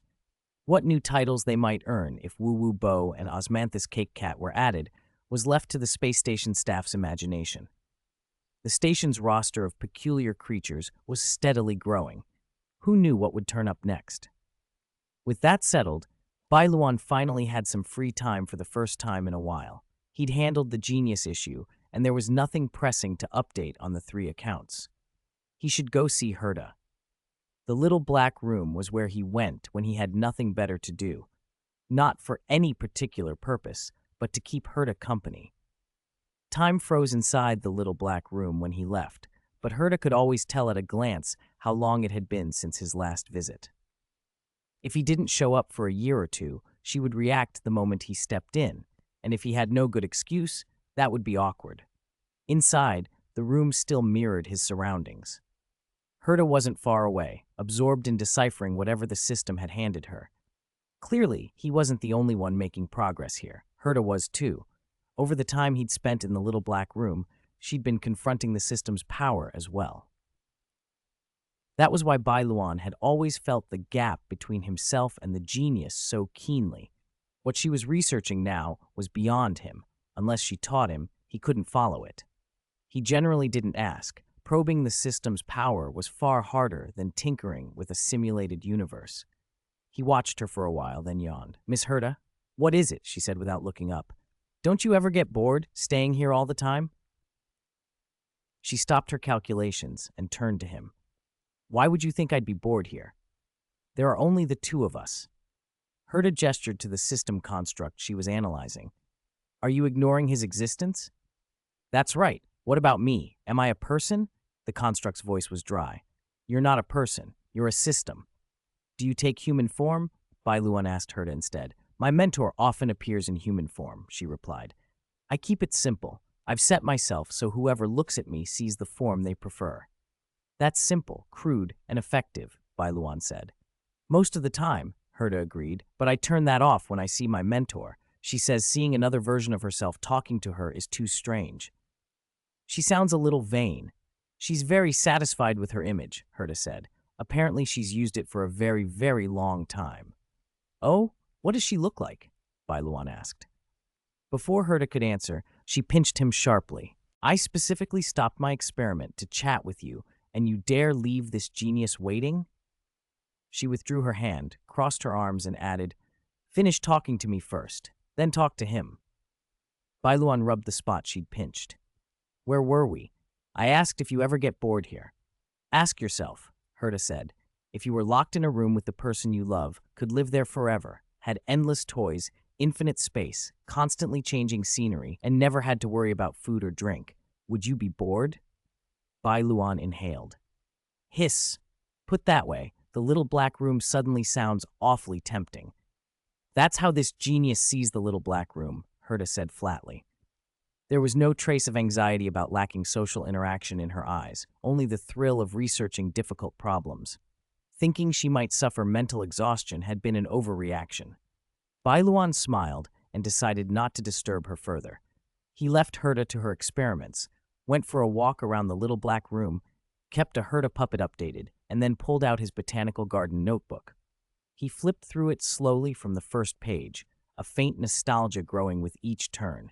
He hadn't expected so much time to have passed. When he reached the last page, the entry read, "Today, I planted life on a planet." He wondered how things were doing there. He stood, left the little black room, returned to the space station, and used his anywhere door to arrive at Hyberida. Following his memory, he checked each spot where he'd planted seeds. At several locations, there was no visible change. Kneeling, he placed his palm to the ground and sent out a detection wave. The buried seeds were fine, just taking their time to sprout. He wished they would hurry. He thought of the abundance's blessing and whether it could help with planting. As the thought occurred, the power of abundance within him swelled. The abundant life force flowed through his palm into the soil and met the buried seeds. Almost at once, the seeds stirred, pushed up through the earth, and sent up tender green shoots. Bai Luan watched the young sprouts with satisfaction. It would be a shame not to use the abundance's blessing for planting. P.S. To readers who like the original book cover and title, don't worry. Changing the cover and title is mainly to attract new readers. The cover and title for existing readers will not change. If you have the power to farm and can resist using it, you are a rare thing. Bai Luan wasn't one of them. The anywhere door needed time to cool, and he happened to be idle. A stroll across this planet while accelerating seed growth felt like the right thing to do. He walked the new soil with a pale golden glow at his fingertips. Wherever he passed, seeds split the ground and tender shoots unfurled, as if time had sped up beneath his feet. Most seeds still lay dormant, but a few stubborn sprouts had already pushed up before he blessed them, proof that his earlier genetic tweaks had worked. Even without him, life would take hold here eventually. The problem was the sprouts that had germinated naturally looked a little wilted, lacking vigor. Bai Luan crouched and let his fingers hover over the fragile green. These naturally sprouted plants were nowhere near as robust as the ones he'd accelerated. It didn't look like simple nutrient deficiency. He had left plenty in the soil. He brought out his extraction gun, loaded around, and jabbed it into a plant to draw a sample. The device extracted a dark, viscous matter. Bai Luan examined it. An environmental disease and apparently contagious. As a gardener, he couldn't just leave it. Using the planet's resources, he set up a temporary laboratory. While erecting the structure, he also built a signal transmitter and linked the site to the star network. The moment the connection came online, his phone buzzed. Someone had messaged while he was away. He wasn't worried. Heita's messages always reached him wherever he was, thanks to her upgrades. And she wasn't the only sender who required an immediate reply. It was Shu. The messages came in a steady stream. Shu, 756, is back from its business trip. It learned a lot from other intelligent machine civilizations. It shared the knowledge with us, and we benefited greatly. 343 decided to try drafting rules and regulations based on those successful experiences. Therefore, 882 is on vacation. It took some effort to explain what a vacation is to it, but it understands now. It plans to go to the space station for fun. Is that okay? 8882 coming to the space station wasn't a big problem. Bai Luan only needed to tell Asta. Shu had sent the message 20 minutes earlier. He replied, "No problem. Are you planning to return to the space station?" "My vacation is later. I will go then. I've already told 882 the news, and it's quite happy." "How happy?" 882 hummed an inspiration shroom tune as it ran toward the interstellar flight. "Then it's very happy. Say hello to the inspiration shroom for me. When I'm on vacation, I'll come back to see you all." Seeing that familiar emoticon, Bai Luan smiled and put his phone away. When 882 arrived at the space station, he'd ask about the situation on Beta Star. For now, he turned his attention back to the lab. By analyzing the sample from the bullet, he developed an effective treatment. He set the nanobots in motion, having them spread the medicine into every plant on the planet. The treatment halted the disease and included additives to help the flora adapt more rapidly to the local environment. When the last nanobot returned, Bai Luan stood before the lab he'd built, watching green specks dot the land. The bleakness was lifting. A color he thought of as vitality began to spread. The joy of a harvest glowed quietly inside him. He pictured the place a little further on. Sprawling branches and blooming flowers weaving into a fairy tale world. The lab, however, looked too plain beside this awakening land. So he spent extra time turning its exterior into a serene little castle with a spire. He imagined vines climbing the walls and flowers on the windowsills someday, making the scene perfectly harmonious. Satisfied, he set an alarm in the castle. If anyone visited the planet, he'd get a notification. The alarm would also send friendly reminders to interstellar tourists. Enjoy the view, but don't damage the environment. If visitors ignored those reminders, the small security systems he left behind would intervene more directly. For now, this world was undiscovered and barren to others. It would be a while before it was found. The future looked promising. When the flowers bloom, he'll bring Herta to see them, he thought. He took out the anywhere door and left Hebertal. After a day of farming, he felt no fatigue. Was it the difference between work and hobby, or the blessing of abundance? He didn't have time to dwell on it. The thought was interrupted by Herta's voice at his side. "What are you doing on an uninhabited planet?" He turned and saw the Herta puppet looking up at him, its eyes glittering with the faint light of remote control. "I planted some flowers," he said, his voice bright. "Now I'm waiting for them to bloom." "That sounds exactly like something you'd do." The Herta puppet crossed her arms, a knowing smile playing at the corner of her mouth. "Miss Herta, is there something you need?" "Nothing," the puppet said lightly. "Just checking on you." Darn it, Miss Herta hit his soft spot again. "How are things? Is everything going smoothly?" Bai Luan shifted the topic. So. The company is the same, loud on the surface. Every time I expect something interesting and go to watch, it's all thunder and no rain. The puppet sounded bored. She paused, then focused on him again. "I should be able to return to the space station in a few days." "Yay!" Bai Luan's grin was immediate. Herta's return meant more than just seeing her. It meant the smooth shield she provided would be back in place. He could put off dealing with the other two geniuses for a while. He even imagined her message, "I need to do something for Miss Herta. Let's talk next time," and felt cheerfully relieved. Double the joy swelled in his chest. Miss Herta is great. No need to say more. 154. What will it become? What will it become? When Bai Luan learned that 1882 was coming to visit, he felt a rare wave of relief. It gave him the perfect excuse to slip away from the scalp-numbing academic debates with those geniuses for a while. Hosting friends who had traveled a long way was, after all, the station master's unavoidable duty. For once, he rather liked being the station master. 882 arrived at the space station and, before Bai Luan could reach it, was already surrounded. Unsurprisingly, it was the same group of mech enthusiasts. Compared to how they usually gawked at Shu, their manners around 882 were almost gentlemanly. There was still some sense of decorum. They treated 882 like a near-mythical ideal, a mechanical saintess crafted to fulfill every mech enthusiast's fantasy, a design that balanced beauty and utility, a slender, graceful frame. If it really put force into that kick, I feel like it could send me straight to the medbay. So impressive.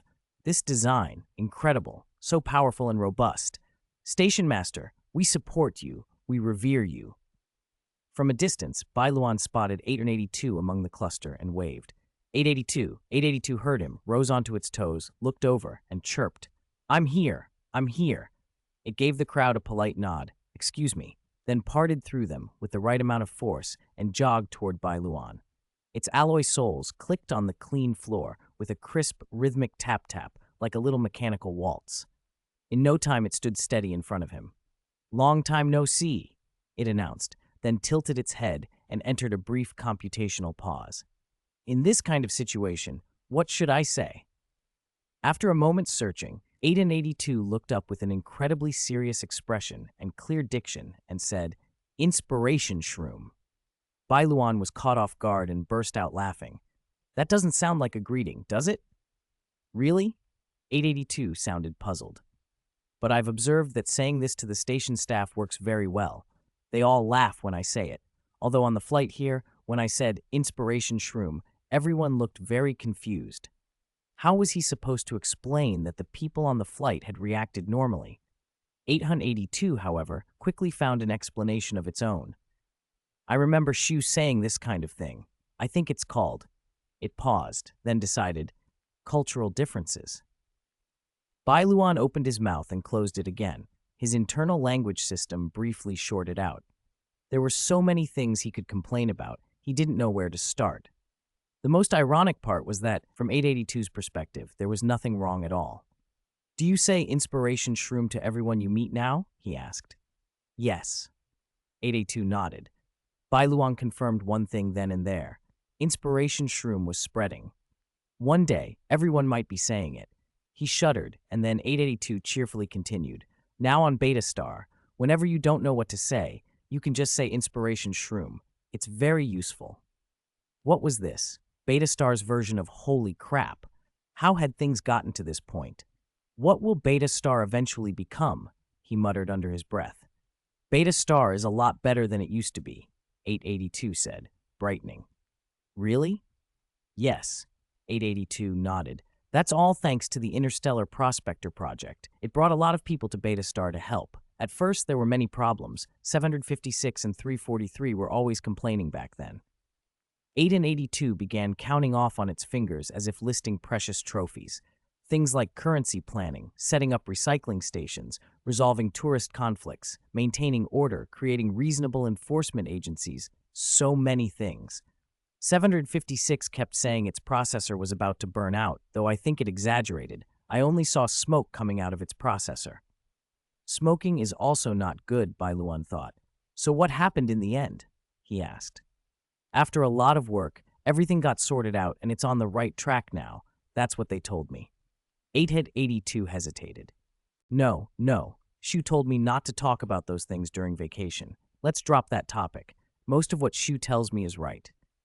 So Shu's pretty authoritative on Beta Star? Bai Luan asked. Yes, it knows so much. Before I left, it even told me I would definitely be surrounded when I arrived at the space station. Bai Luan wondered what mood Shu had been in when it made that prediction. Still, he could understand the mech fans. If he were his old self and heard a living mech girl was coming, he'd want to see her at any cost.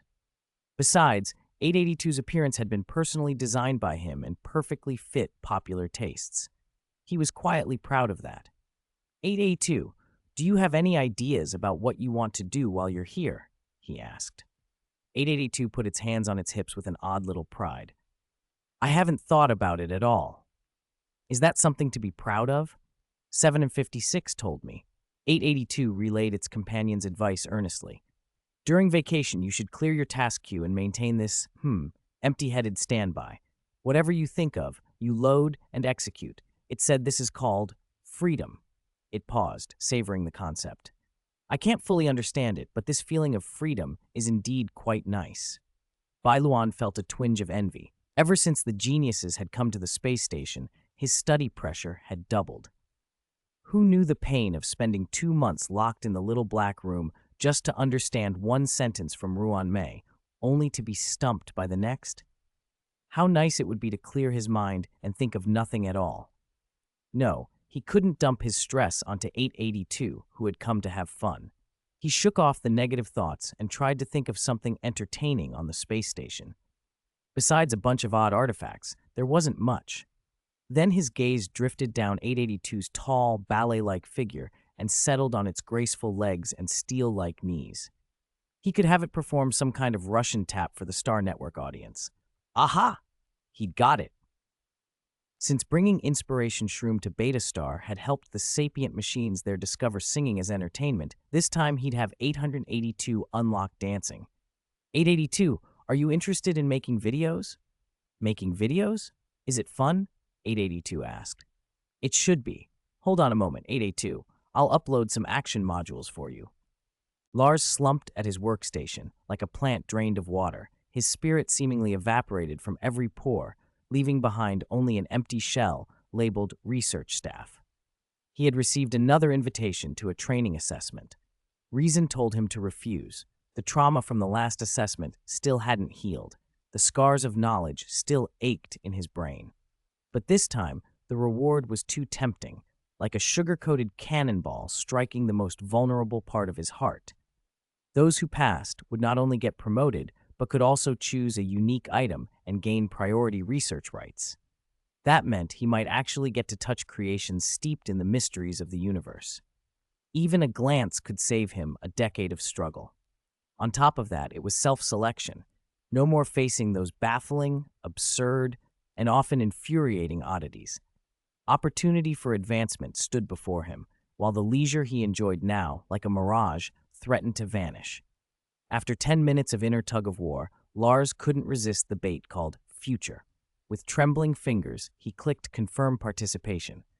There was still time before the assessment, but the mere thought of it made his mind weary. He decided to watch some videos. When he opened his phone, Yimu had posted another update. Has the station master started something new again? If you bring that up, I'm all ears. Lars straightened up like an alert marmot. He glanced around to make sure no supervisors were prowling with their death stares, slipped on his headphones, and reverently tapped the video. A delicate piano melody poured out. The video showed a mech girl in the space station's observation module. Beyond the window, a massive nebula rotated slowly and magnificently. She danced with astonishing grace, her toes barely touching the metal floor. Each spin was exact and fluid. Even the cold, mechanical joints moved with surprising flexibility and a quiet poetry. Starlight rhymed her in silver, like a lone, noble swan dancing in the deep reaches of space. The clip was short. At the end, she turned to the camera, gave a small bow, and the video ended, elegant and complete. Watching it, Lars felt as if his research uniform had been replaced by a formal gown and his thermos by a crystal glass. Elegant, too elegant. Was this the station master's serious side? He hit the jackpot. As he was still savoring that image, the play bar reached the end and the next video queued automatically. Oh? A 2P? Lars leaned in.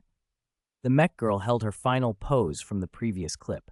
Then, with a blast of energetic music, she slapped 2 liquor bottles out from behind her, grinned straight at the camera, and cried, "Yura!" She proceeded to dance to the beat, bottles in both hands, launching into knee-shredding, high-difficulty moves resembling Russian tap dance, perfectly in sync with the music. Camera cuts and close-ups amplified the insanity. The whole thing screamed pure, abandon your brain, wild dancing. The contrast between the swan-like elegance of the first video and this adorable, clumsy display made the whole thing unexpectedly hilarious. As expected of the station master, pranks of a consistent caliber. Lars had professional training. He wouldn't laugh out loud, no matter how funny. His shoulders trembled, and he barely held it together. Unfortunately, his female superior had appeared behind him at some point, arms crossed on patrol, and couldn't help a quiet pfft. Startled, Lars spun around. She watched him with a half-smile. His phone still played 882's rambunctious dance. The joyful music in his ears suddenly underscored a different kind of despair, caught slacking off. This was a uniquely tragic way to die. Across the station's social feed, the comment stream exploded. I recommend skipping directly to 2P. Don't ask why. Trust me, I'm your brother from another mother and father. Upstairs, stop lying. Watch 1P first, then 2P, to appreciate the station master's carefully designed emotional turn. That's the full art. Who's going to kick those 2 masked fools upstairs out? There are too many refreshers here lately. All right, 1P lured me in, and 2P blew me away. Yimu, you seemingly honest person, you're playing mind games. Setting the prank aside, just look at the sentient machine in the video. It's perfect. Armor-balancing practicality and human aesthetics. A slender frame, designer touches everywhere. It's so beautiful I could stare all day. When I hear someone say there's no perfect woman, I say, no. Shares this video. Does anyone know what sukabliat means? Why can't the synesthesia beacon translate it for me? Probably nothing. Just a tune Yimu was humming. So he hummed an entire song? The man hums a lot. After the video went live across the station, Star tracked down Bai Luan quickly. She looked at him with mock-offended eyes, as if betrayed. How could he record a video without her in it? Bai Luan noticed the look and, as a peace offering, had 882 introduce the interstellar prospector's activity to her. At first, Star wasn't interested. The prospect was vague. But when she heard the activity involved digging for treasures in trash piles, she switched instantly to combat mode focus. She absorbed every detail of the plan, clearly picturing teaming up with March 7th and Dan Heng to visit Beta Star. She even joined the tour guide team. Since Star was on board, Bai Luan added Inspiration Shroom to the itinerary, then planned to take 882 to see the space station's exotic creatures and introduce the mech to other life forms, let it experience life as a pet. Maybe that would awaken Beta Star's demand for companion animals. The idea sounded promising.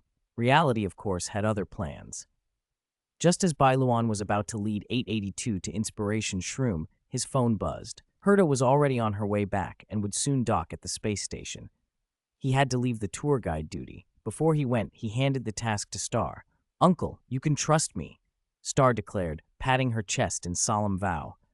"You can rest easy." Bai Luan couldn't help but respond. "Why does that sound like you're sending me off to my demise?" Star blinked, eyes clear and innocent. "Uncle, I am sending you off." He couldn't argue with that. Picking up Heita was more important. Heita's ship arrived at the station platform and landed. The hatch opened, and a familiar silhouette stepped out. Bai Luan waved as she emerged and walked toward him. "Miss Heita, welcome back. How did the collaboration talk with the company go this time?" "Nothing to say." Heita disdained the topic with a single dismissive sentence, then skipped the small talk and smiled at him. "Did you miss me?" Bai Luan scratched his cheek. "Yes. 156. You.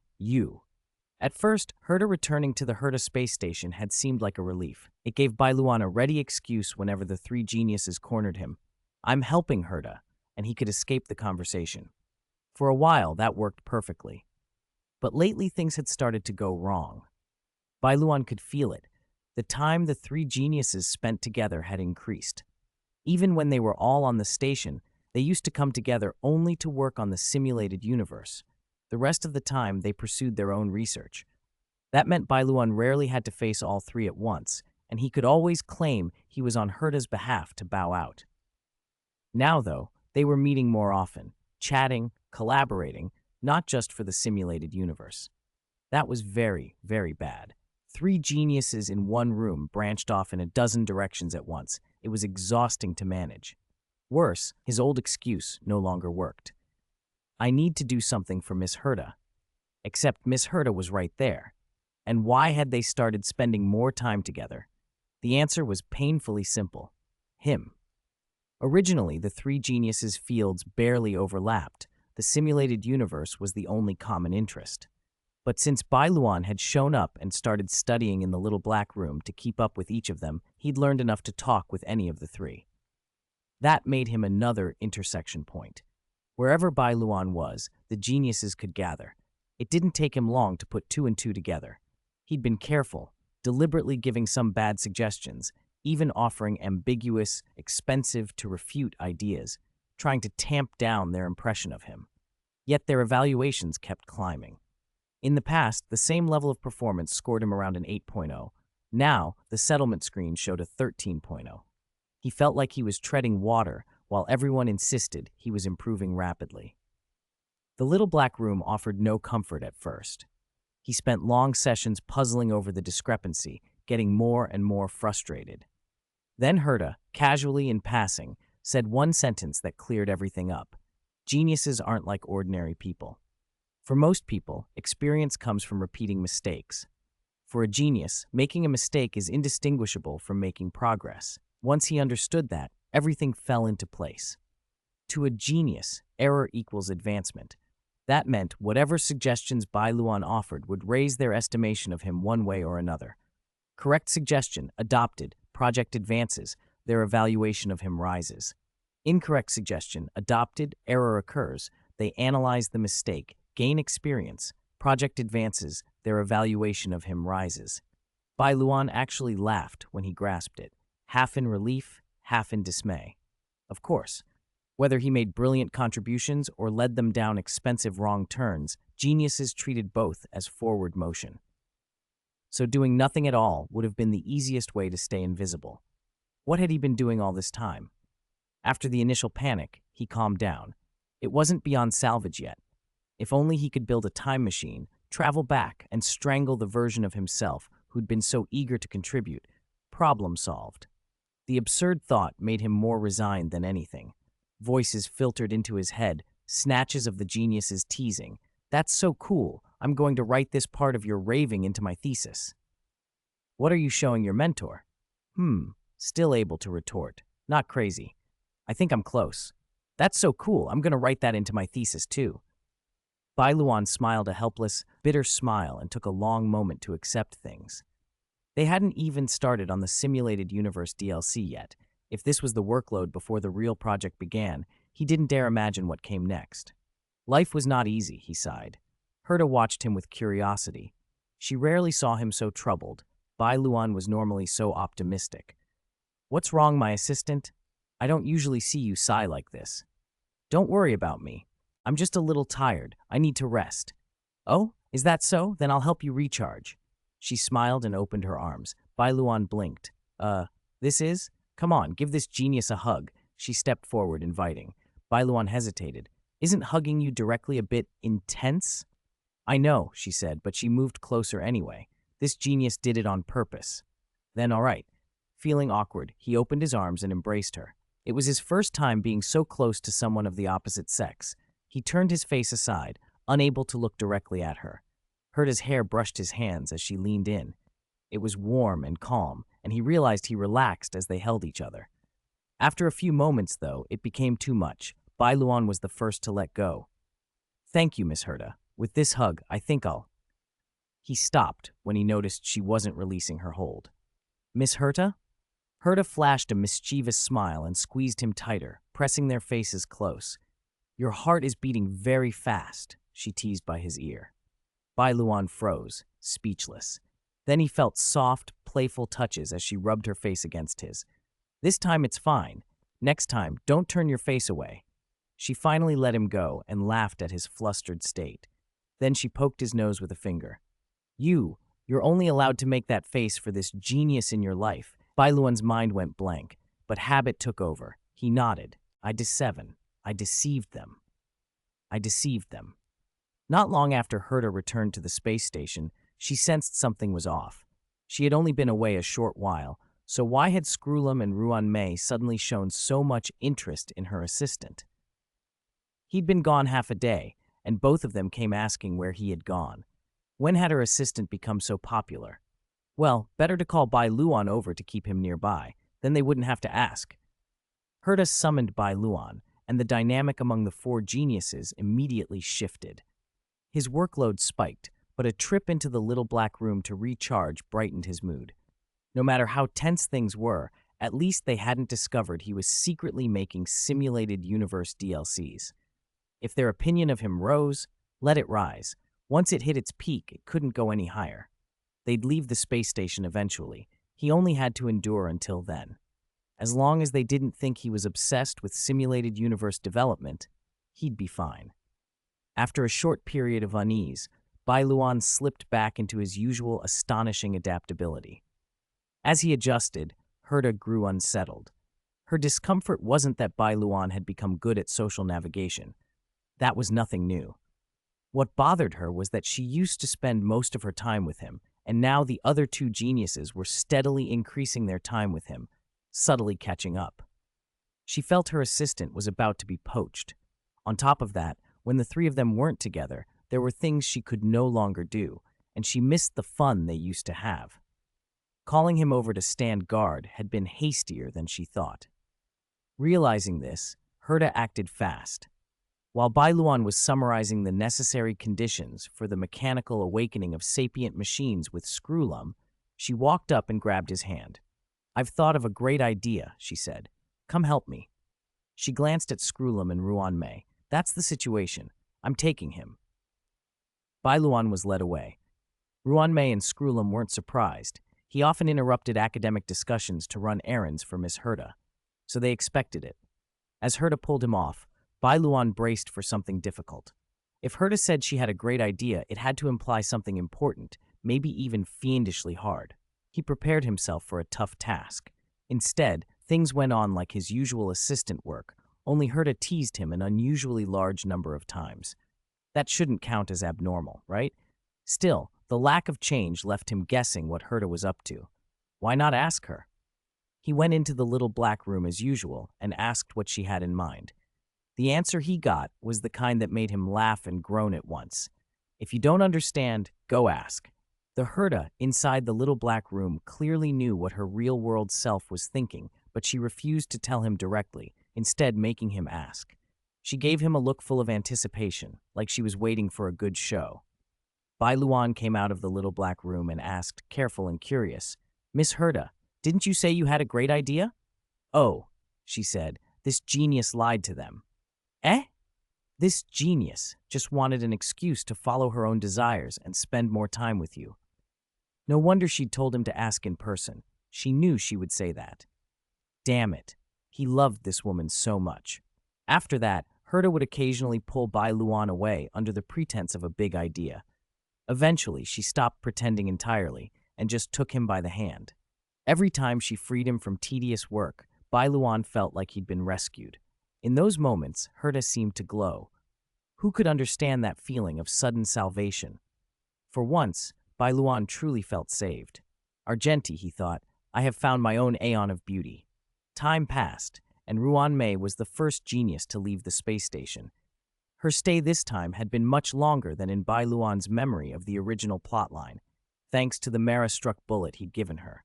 She had studied that bullet for a long time on the station. Bai Luan knew what she'd been researching because she'd come over to exchange ideas occasionally. Their conversations were tiring but instructive. In the field of life creation, Bai Luan could now claim to know a thing or two. Crafting a physical body by hand was no longer an impossible task for him. Looking at Chizuru now, he could see why Ruan Mei had been drawn to that little paper crane. The system's power had its implications, and he felt them clearly. Whenever a genius left the space station, Bai Luan went to see them off, usually accompanied by a Herta puppet. This farewell was no exception. As Ruan Mei prepared to board, she turned back and said, "This is far enough." Bai Luan nodded. "Miss Ruan Mei, I'm glad you kept our agreement and didn't use that bullet on the space station. I trust your risk management, but if you're going to use it, be fully prepared." "Don't worry, I'll find a suitable assistant before the experiment. In that case, I won't say more. Have a safe journey, Miss Ruan Mei. I hope you gained something from this visit." Ruan Mei smiled faintly. "I did gain a lot. I hope to gain more of what I desire when we meet next time. Goodbye." She boarded the ship and left. Bai Luan watched it ascend and depart. Heartless or not, his first thought upon seeing it go was relief, finally gone. With Ruan Mei off the station, his workload would ease, and crucially, his secret work on simulated universe DLCs had not been exposed.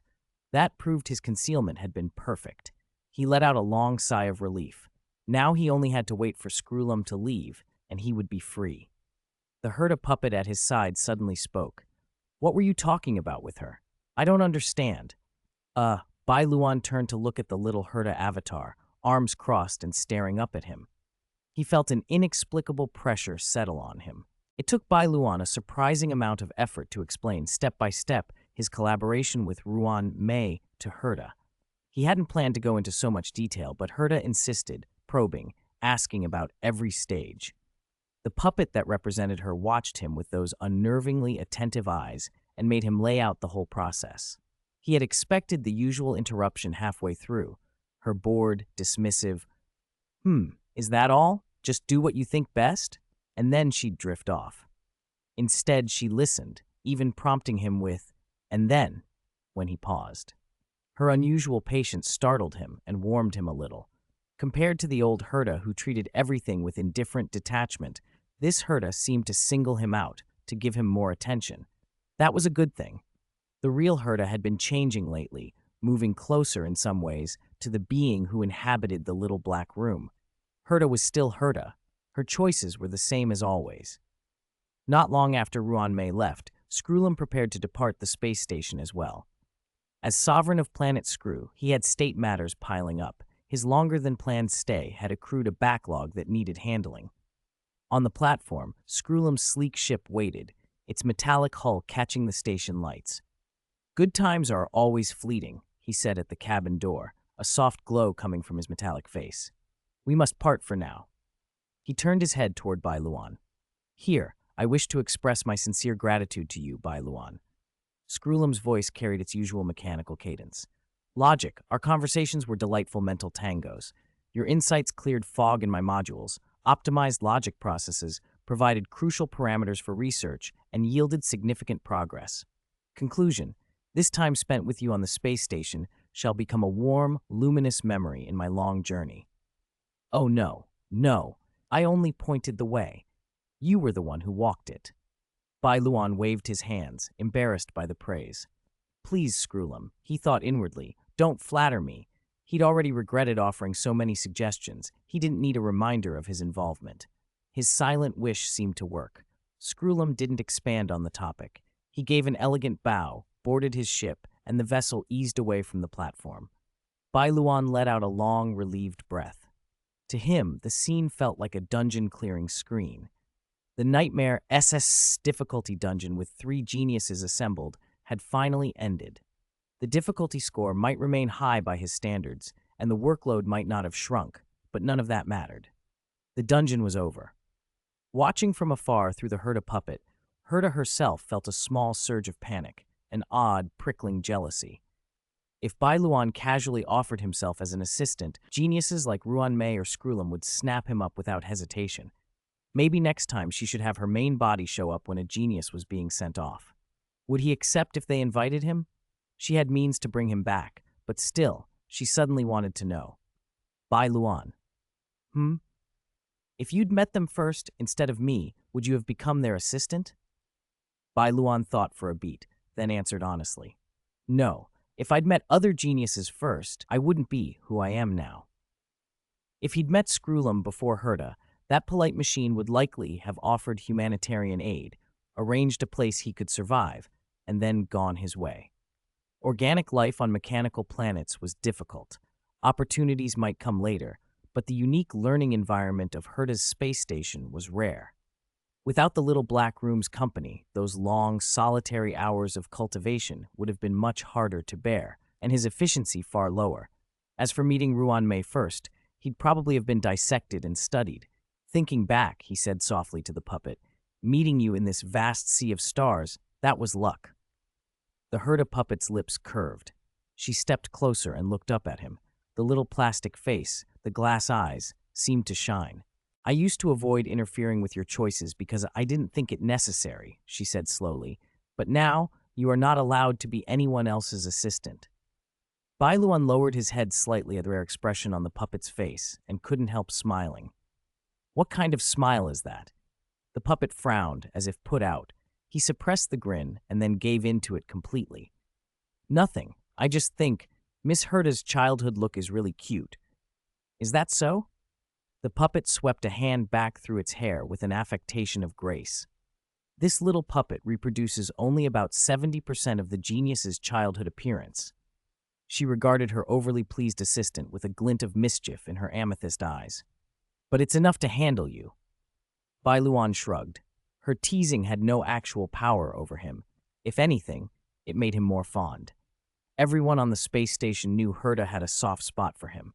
At last, he felt the full relief of clearing an enormous, exhausting challenge. A celebration was in order. Time to find Stelle and shoot some abstract short videos to relax. What should they do this time? Maybe a dramatic, love is like fire piece. He found Stelle in the recreation wing, introducing 882 to the charms of osmanthus cake cats. The little feline constructs clustered around 882, and the cyborg's face showed pure bliss as he stroked them. Who had designed these creatures? They were addictive to touch. A mechanical being without an osmanthus cake cat in its life felt incomplete. Too bad he couldn't take one back to Beta Star. Bai Luan made a mental note to talk to Shu about similar bioforms later. Satisfied he'd made the right choice, leaving the creature study to Stelle, Bai Luan called her over and explained his video idea. Uncle, you want to wear a special costume for this video? Yes. A costume that mimics an abyss mage? Correct. Stella cocked an eyebrow. All right, but one question. Bai Luan held up empty hands. Where's the costume? Simple, he said. Do you still have the badge I gave you? Of course. Stella dug through her things, produced the badge, and handed it over. Bai Luan tweaked it, upgraded its nanobots, then returned it to her. Now the nanobots in it can mimic forms. With a small flash, Bai Luan's body shifted. He became a hydro-abyss mage, complete with flowing robes and a staff in hand. See, the effect is like this. Realistic, right? Look at this fur, the texture. Stella stared for a beat, then down at the badge in her fingers. A bright idea lit her face. With her own pop of nanotech, she transformed into a Bellabog trash can the same height as herself. Bai Luan looked at the trash can and felt not the slightest surprise. Uncle, came a voice muffled from inside the bin, sounding more excited than embarrassed. You are truly the greatest inventor in the entire universe. If you like, you can do the trash can twist later, Bai Luan said, deadpan. Really? I can? Stell's muffled glee overflowed. It's for a video, have fun. Uncle, the voice softened, full of childish emotion. Let's film abstract short videos for the rest of our lives. Bai Luan blinked, then laughed at the absurd, warm idea. Together forever. What a perfectly ridiculous, wonderful thought. Compared with their earlier dance videos, the choreography for Love is Like Fire was far simpler, basically an abyss mage doing a shamanic dance. That didn't mean it was easy to film. Even though the costume made him look like a game model, any exaggerated movement would read like a bug. Limbs flailing, jittery shakes, distorted poses, or snapping into rigid attention. If they didn't tweak the arcs, the whole thing would look wrong, like a person in a monkey suit who still moved like a person. Bai Luan and Stelle kept experimenting until they found the perfect motion arc and the whole piece clicked. When they watched the finished cut, Bai Luan nodded. It was art. Uncle, what do we do with the failed takes? Delete them, Stella asked. It'd be a shame to toss them, Bai Luan said. They're hilarious when the abyss mage glitches mid-dance. Let's chop them up into bloopers. Stella agreed. After finishing the main prank video and the blooper reel, she was completely satisfied. She felt fulfilled as a human. Bai Luan checked everything once more, then uploaded the finished product. The comments flooded in almost immediately. My heart is beating. Love is like fire.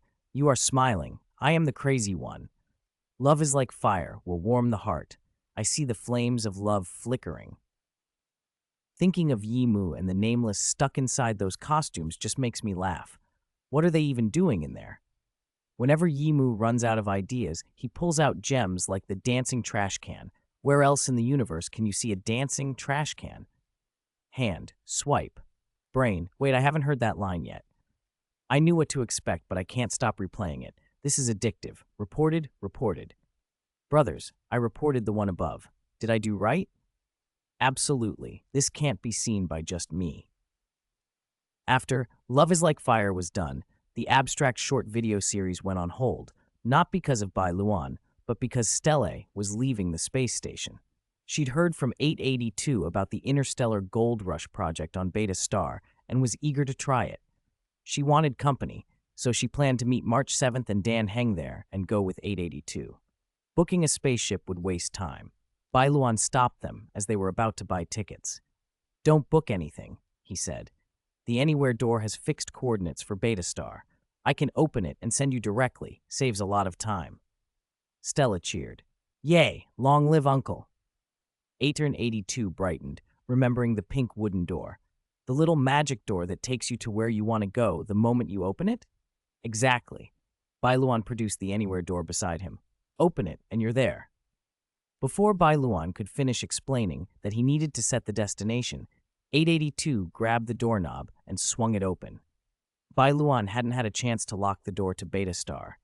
882 had triggered its random warp mode. The other side was not Beta Star. A figure shot out from the open door and launched a flying kick toward 882. Stelle lunged forward, trying to pull 882 out of the way. The kick carried deadly force. If it landed, given 882's build, the damage would be severe. Stella reached for 882 but couldn't close the gap in time. A pocket watch chimed.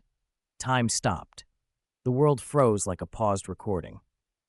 Bai Luan glanced at the pocket watch in his hand. Its countdown had begun, then yanked 882 back out of harm's way. He looked at the incoming kicker. Pink hair in a high ponytail, small devil horns, a black baseball cap, a red leather jacket, and black shorts.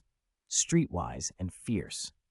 Colorful, graffiti-like effects shimmered around her. It was Ranpo. Whoever she was aiming at, she meant to finish them.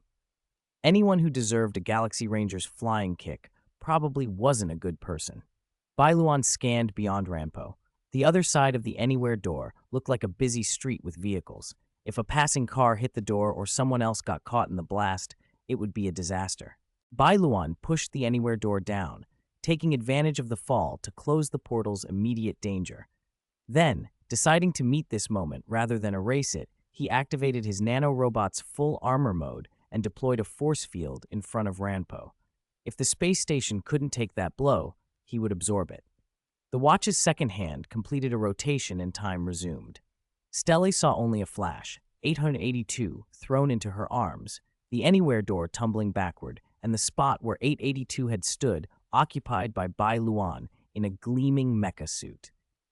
Ranpo's kick drove into his force field with a world-shattering impact. Colorful, paint-like explosions burst across the shield.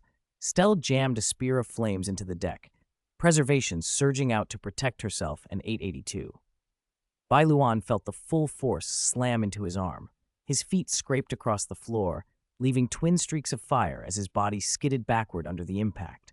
He fired his thrusters to stop, then swung his arm and hurled Ranpo away. Ranpo used the recoil to flip gracefully and land in a cool pose, a short-bladed shuriken in one hand, scanning the room with alert eyes. "What kind of trick is this?" she demanded. "Ranpo, we're not enemies. It was an accident," Bai Luan called. She froze. "You know me?" Stella, still holding the flame spear, blinked. "Huh? Uncle, you know her?" Ranpo turned towards Stella and watched her tense with the spear. "Stella, put the spear down. She's not bad," Bai Luan said. Stella trusted him completely and relaxed, slipping the spear away to check 882's condition. Bai Luan disengaged his mecha armor, returning to his normal form. He indicated the knocked-over anywhere door. "This is Heita's space station. You came through an anywhere door we opened. Your doorway opening here was an accident," he explained. Then he gestured at Stella. "She's Stella, a nameless of the Astral Express. You might have heard of her. I'm Bai Luan, number 85 of the Genius Society." Ranpo lowered her guard only slightly, still holding the shuriken but taking out her phone with the other hand to look up information. She kept one eye on them, scanning for threats. It was a simple, unpretentious way to get the lay of the land. 160. We said on the way soon, Ranpo had dug up information about Bai Luan and Stella. From their past actions, both of them seemed like good people. The nameless needed no introduction, and Bai Luan had a reputation as the most down-to-earth genius. Some Xianzhou netizens joked that the prank videos they made together weren't just down-to-earth, but down to the underworld, but Ranpo didn't give it much thought. As long as someone didn't harm others and stayed true to their heart, what did it matter what people said? Realizing she'd misjudged them, Ranpo sheathed her short sword, clasped her hands, and bowed. "I apologize for my earlier offense," she said. "It was my oversight." She straightened and spoke earnestly. "My ninja designation is Ranpo. I'm traveling with Silver Lance Shura to a planet called Somatic. I've discovered evildoers there, wicked people. We've vowed to eliminate them." Stella watched Ranpo with a puzzled look. Ninja designation, Silver Lance, Shura, evildoers. The words made sense, but the whole picture felt odd. Bai Luan, though, simply nodded. "So you and Baudio found an evil organization on that planet and plan to deal with them together, right?" "Precisely." Stella turned to Bai Luan in disbelief. "Uncle, how did you translate that so perfectly?" Bai Luan tapped his temple and smiled. "Stella, you need to use your head more." Stella stroked her chin, thought for a moment, then brightened.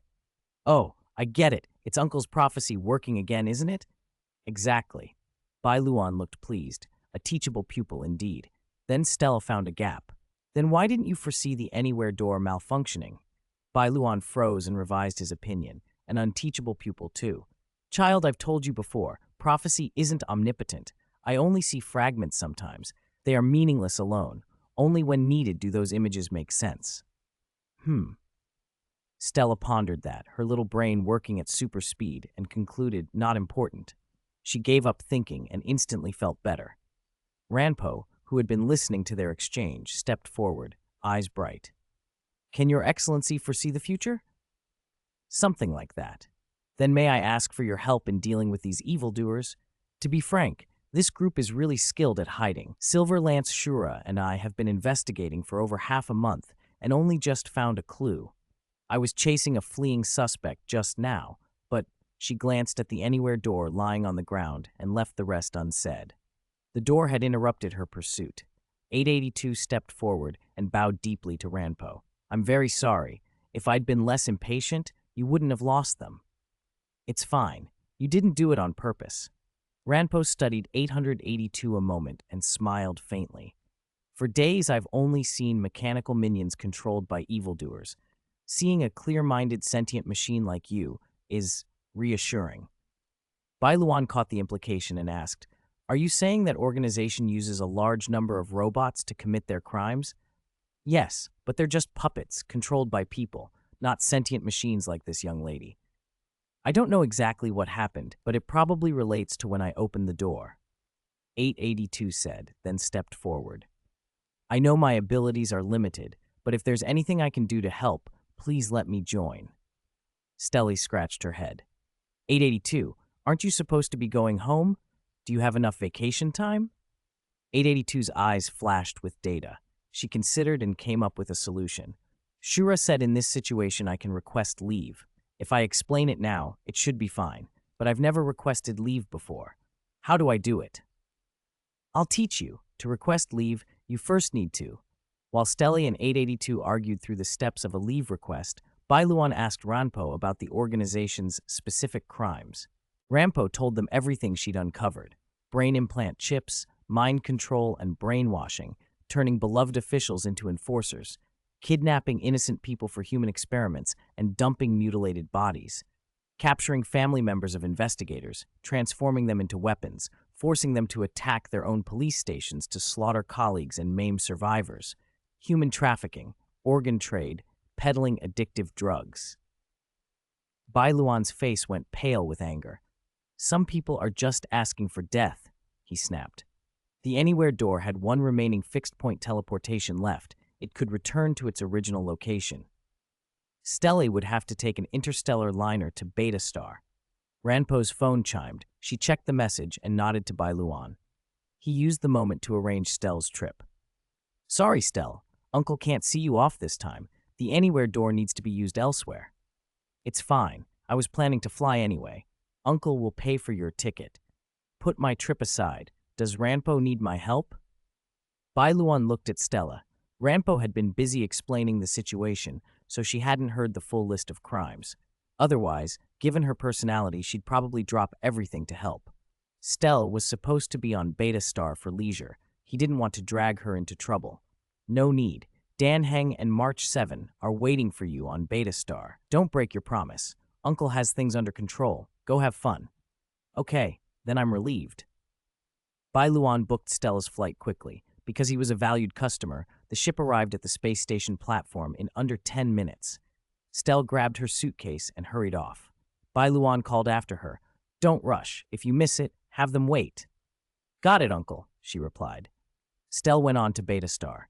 882 decided to stay and make up for the mistake she'd made. Bai Luan had wanted to persuade her to return. After all, his involvement had led to this accident, but 882 lifted her phone to show him a leave slip approved by Shura. She might be the first mechanical lifeform on Beta Star to request leave. Since she was committed, Bai Luan gave up trying to change her mind. Taking 882 out to broaden her horizons wouldn't be a bad thing. Ranpo finished sorting through messages. "Silverlance Shura has also run into trouble. The captives had their minds fried by the chips. We couldn't extract any useful information." She rubbed her forehead and sighed. "The clue we finally found is gone again." 882 looked crushed. "I'm very sorry." "It's all right. What's done is done. Being upset won't help." Ranpo turned to Bai Luan with a solemn look. "Master Yumao, may I ask for your assistance?" "I can help. Also, my name is Bai Luan." "Understood, Master Yumao." Ranpo thought, maybe after Stella I'll stop correcting how people address me. He had only managed it once, on Beta Star. She then turned to 882 and gave a more formal introduction. "My ninja designation is Ranpo. It means undisturbed mind, breaking evil and revealing righteousness. May I ask your name, Your Excellency?" "You can call me 882. That's my production serial number." Ranpo tilted her head. "Are sentient machines always so casual about names?" She looked to Bai Luan expectantly. "Ahem," Bai Luan said. 882's name is a long story. It would involve things that happened on Beta Star and take too long to explain." He picked up the fallen Anywhere door and opened it. On the other side was the street scene from when Ranpo had been chasing the evildoer. "Let's talk as we go," he said.